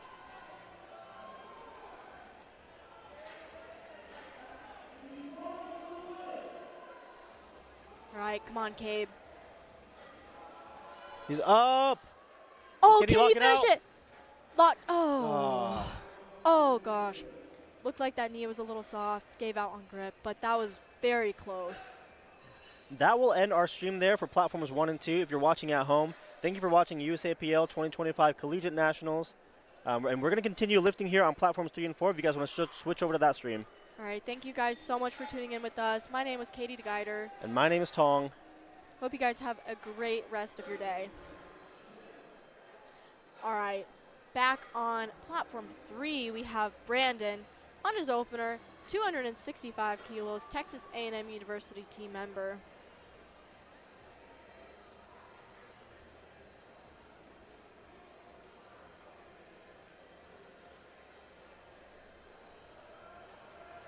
Very nice opener.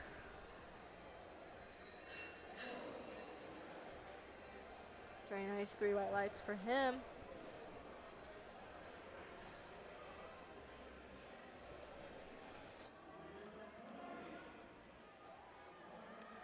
All right, coming up next is Fam. Looks like we've got a little bit of a lag with the names on there, but this is Fam with 270 kilos on the bar. Getting ready for that opener. Gonna make it look nice and easy. Currently forecasted in 8th place. Oh. Looks like it was so fast he bobbled at the top a little bit.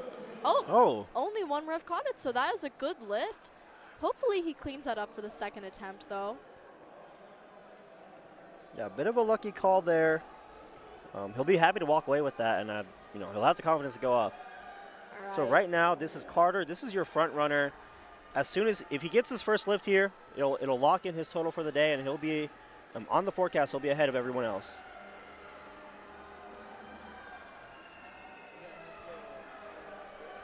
All right, his team is in the crowd. Midland University is going crazy for him right now for this opening deadlift. Once again, gonna make it look nice and easy.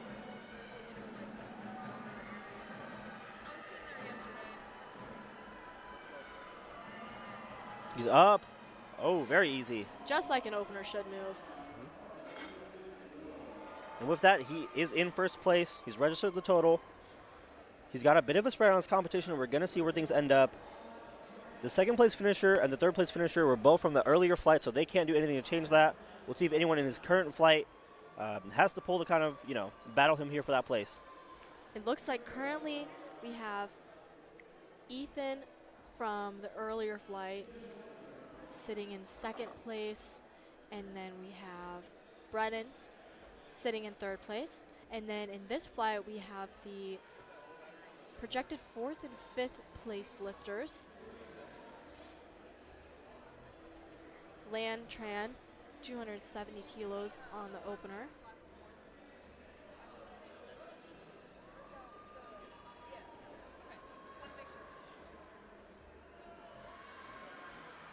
And he's up.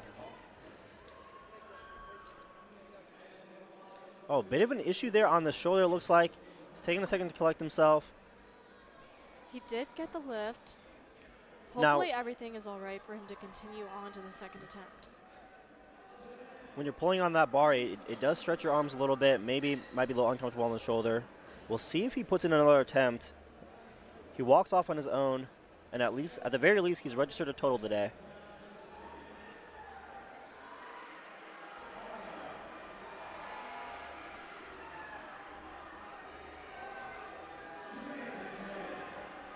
Simeon is coming out, 280 kilos. A little bit of trouble there. Still able to get it done. 2-1, he's still got a good lift. But let's see how much he's able to move up after that. It looks like he is now sitting in fourth place after that pull, with our projected fifth place coming up, Edgard, with 282.5 on the bar for his opener. And Lan did put in a second attempt, so it looks like he's going to continue pulling. He feels comfortable enough. Whatever happened with his shoulder, he feels good enough to pull. This is our last opening pull here.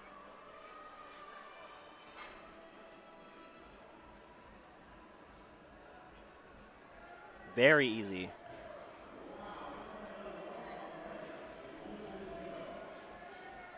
Very fast, and I wonder how that placing is going to move with a speedy opener like that. It looks like Simeon and Edgard are pretty close in totals. Edgard is only behind by 10 kilos, but it looks like he has a lot more in him by the way that opener moved. So they're 22.5 kilos behind first place, and I believe they're 15 kilos behind second and third place. So I think both of them have the room to make, those positional jumps, but it's going to depend on what goal they have. Do they want to be in first? Do they want to get to second or third? It looks like Edgard right now is going to try to pull in the second after his next pull, and then we'll see from there. All right, so another little typo on the screen. We've actually got Dixon coming out with 255 on the bar. He missed his opening attempt of 255. I'm not exactly sure if I remember what happened there, but he's coming out for that second attempt for it.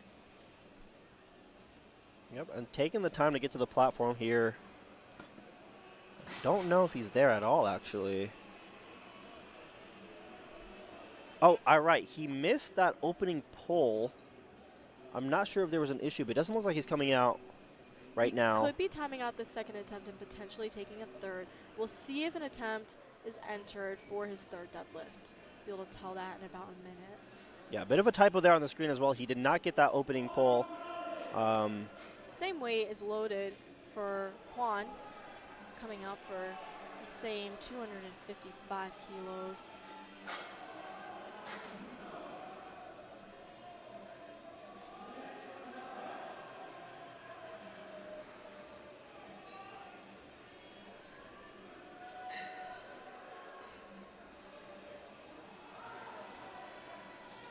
Very nice second attempt from him.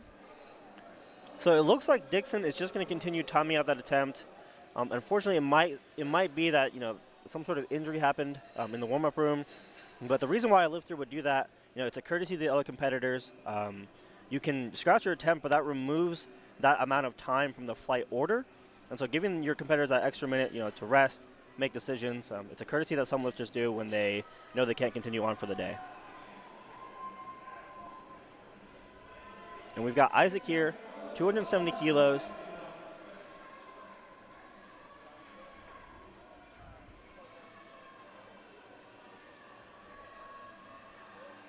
Very nice second. And the lift is good for him. Once again, same weight of 270. Staying on the bar for Dylan, who's about to come out. He's currently in 9th place, forecasted in 9th place. So this attempt will help secure that possible top 10 positioning. University of South Carolina, it looks like.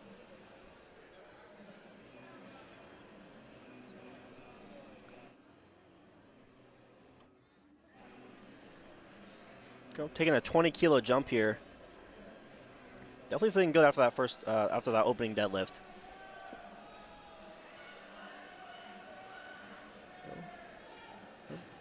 A bit more trouble, but nice and smooth there. Definitely will be able to know what his top end is. All right. 270 is once again staying on the bar for Jackson Jones. Missed his first attempt of 260. It looks like he got 1 red for a soft lockout and 1 yellow card. We'll see if he can get this second attempt with this 10-kilo jump. Easy. It looks a little bit better. I think that should be good. Yep, that's 3 white lights. He's in the meet. Now has a total. All right, adding 5 kilos to the bar. 275 on the bar for Lam Tran. 5 red plates for him. He's coming out for his second attempt.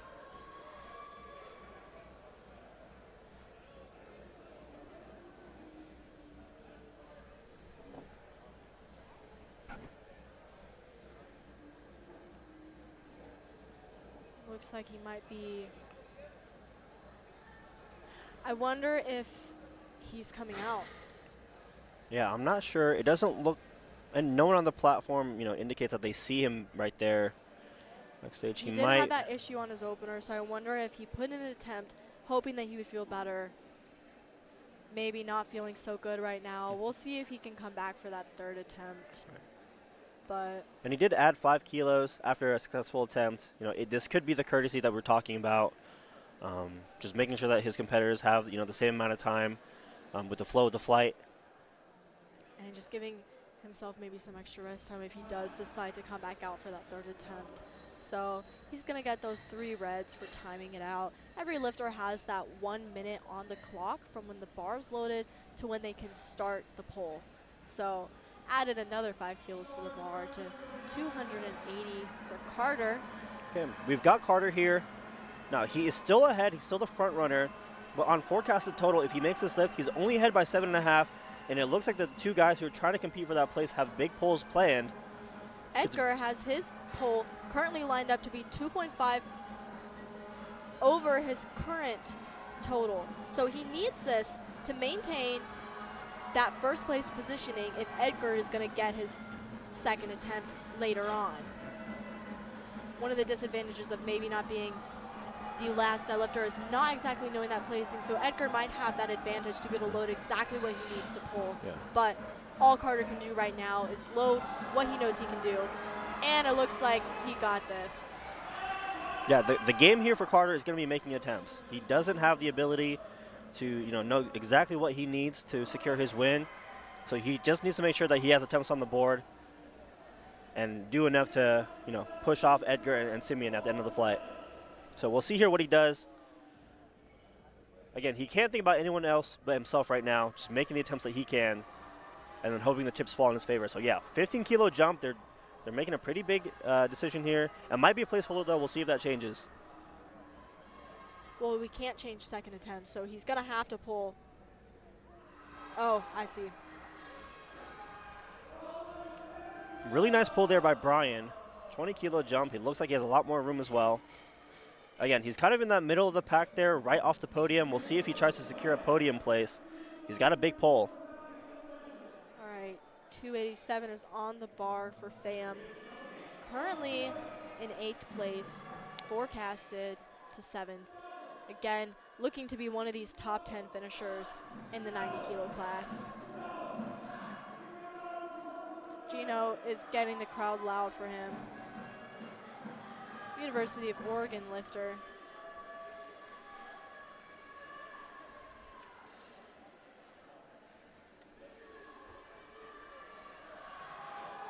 Oh, very easy pull, but still that same little bobble at the top. Let's see if the refs. 3 white lights, yeah. Definitely better than what that first attempt looked like. So it looks like he's got that under better control. All right, 287 is staying on the bar as Brandon is getting ready to come out, the Texas A&M University powerlifter.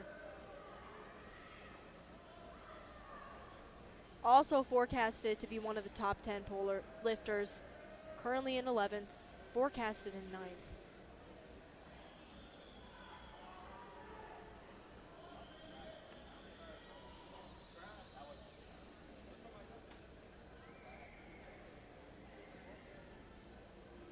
Taking his time getting set up. Oh, very nice pull. Looks like he's got plenty of room to go up for the third. 3 white lights for him. Okay, it looks like earlier Lan had actually scratched his third attempt. So when they put in that 5 kilos, I think they probably thought that maybe with a little rest he'd be able to, shore up that shoulder. But yeah, he's scratching that attempt, and he'll be done for the day. Right now we have Simeon with 290 kilos. With this pull, he'll be in 4th place. And he's fighting for it. Can he get it past the knees? Fortunately not. He can either have the option to potentially retake this for his third, or maybe scratch it if that was all he had in him. Doesn't look like he's going to be able to attempt that again. All right, Edgard has 307.5 on the bar. If he gets this, he will move into 2nd place and overtake Ethan, who got a 2nd place in the previous flight. And this will put him neck and neck with Carter. And it's going to be really important to see how fast this moves. He's no matter what, I think he's going to be trying to pull for 1st place here after the 2nd pull. So we're going to see how much room he has. And he definitely has that advantage of being the biggest deadlifter of the flight. And as these 3rd deadlifts are going in, we're going to start to see some attempt changes. Oh, my God. That is very fast. Oh, my God.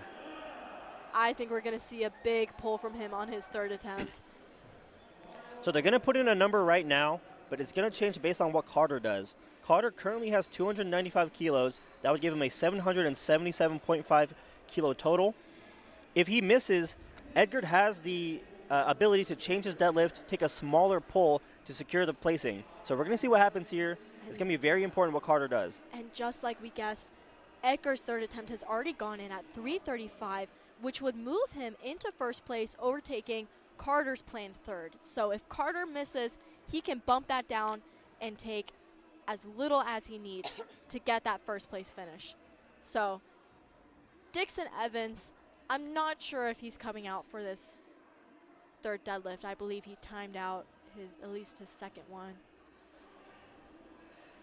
But it looks like he maybe wasn't having the best day with only one of his squats and one of his benches. Missed his 1st deadlift and probably said that this day was over for him. So we're going to wait until that 1 minute runs out, leaving the weight on the bar so that if he does happen to show up, he would have his full minute. But I'm going to let that clock run out for him.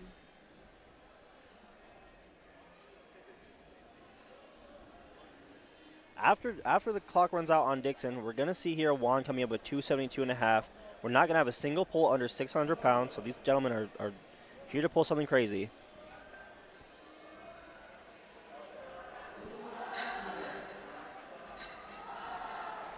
All right, and we can already hear Juan getting hyped up, and the crowd is going crazy for him. 600 pounds on the bar for his third pull. He's 2 for 2 on deads right now, looking to make that 3 for 3 with this big jump. He is currently in 27th place, forecasted to go 17th. Will move into 16th place with this pull. He's up. Oh my goodness. And it looks like he just moved up. That's 3 good. white lights. A great finish to the day for him. All right, 280 for Dylan. Currently in 9th. This would move him to 6th, but he is still forecasted to be 9th place. So really looking at our top 10 here. This could be our 9th place finisher. Dylan Abbott getting ready to come out. Bar is loaded for him. Nope, taking a 10-kilo jump after that second. I think he had a lot of room to go. Taking his time.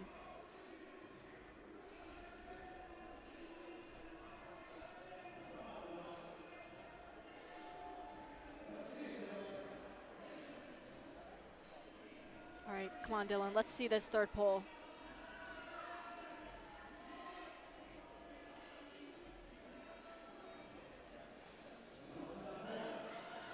He's up.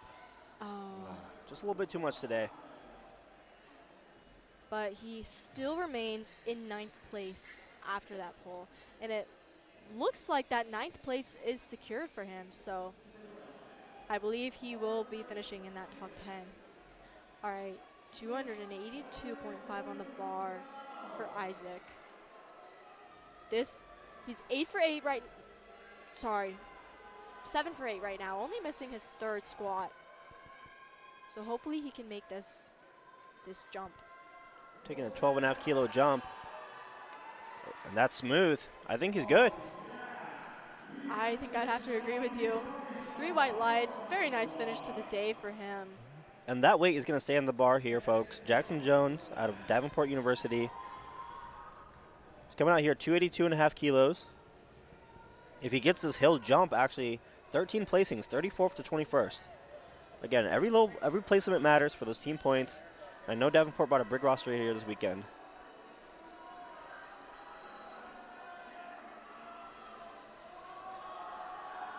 Oh,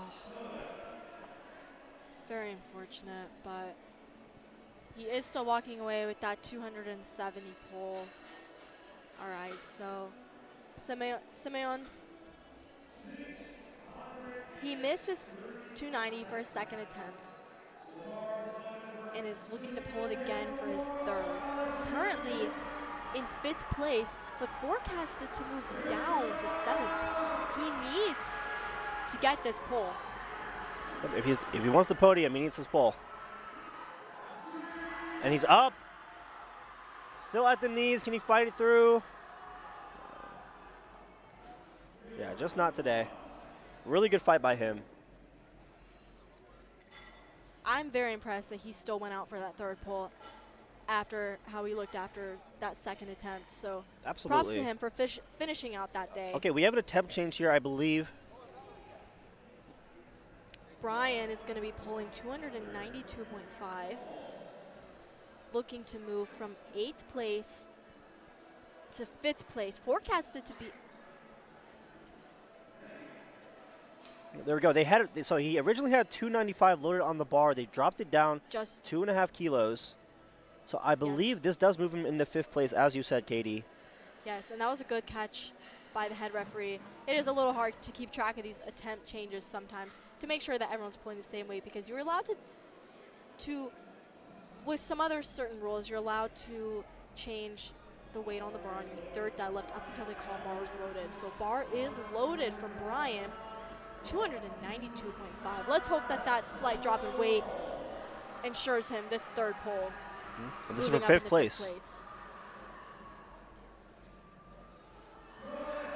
He's up. That looked very smooth. That's good. And he gets it. All right, we've got Carter coming up here. Now, he's currently in first. He needs to secure this place to at least make it tougher for Edgar to overtake him. And he's taking a 15-kilo jump. 10 kilos after his opener. He's taking 15 kilos. This is to secure first place for him. Yes. Trying to make it as likely as possible that he walks away with the championship. Currently in first, forecasted in second based on Edgar's third pull. If he misses this, it makes it that much easier for Edgar to move up into first. He needs this to maintain his first place positioning in the 90-kilo collegiate class.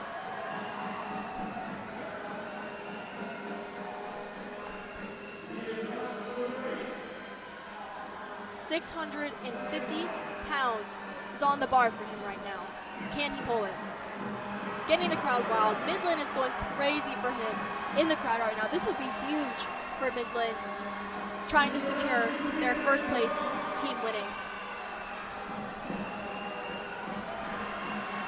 All right, come on, Carter. He's up.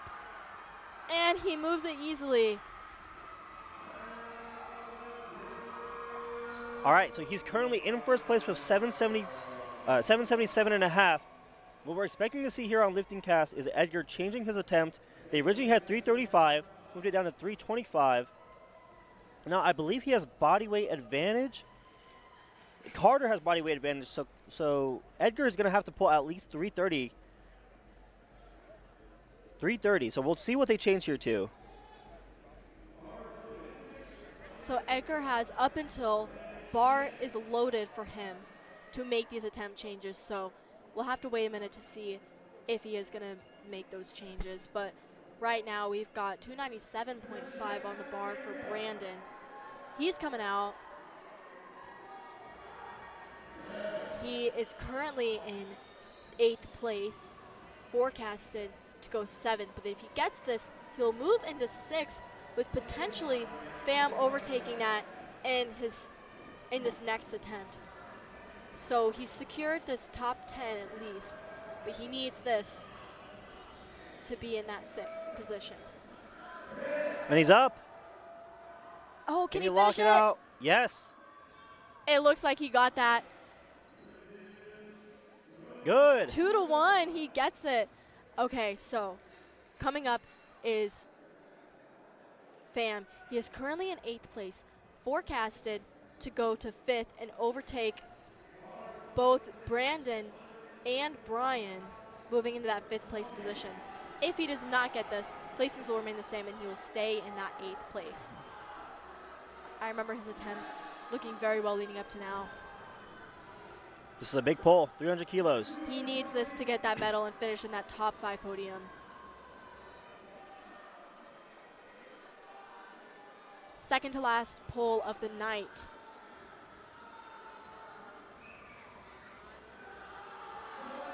Oh, can he finish it?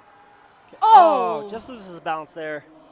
Thankfully, he is okay, and he had those spotters there. All right, folks, this is the last pull of the day. We have And Edgar using his last deadlift to change, 332 and a half. This puts him at 780, which is to pull into first place. So he is barely chipping Carter's total of 777.5, trying to pull to 780 into first place. If he misses this, he will stay in second place, though, but he is trying to go for the gold for his 3rd attempt.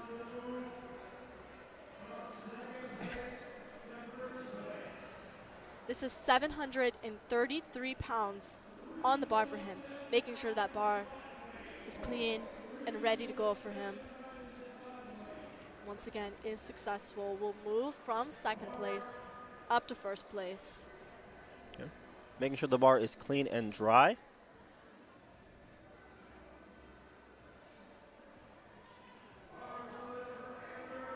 Let's go. The crowd is getting hyped for this. This is the last pull of the day.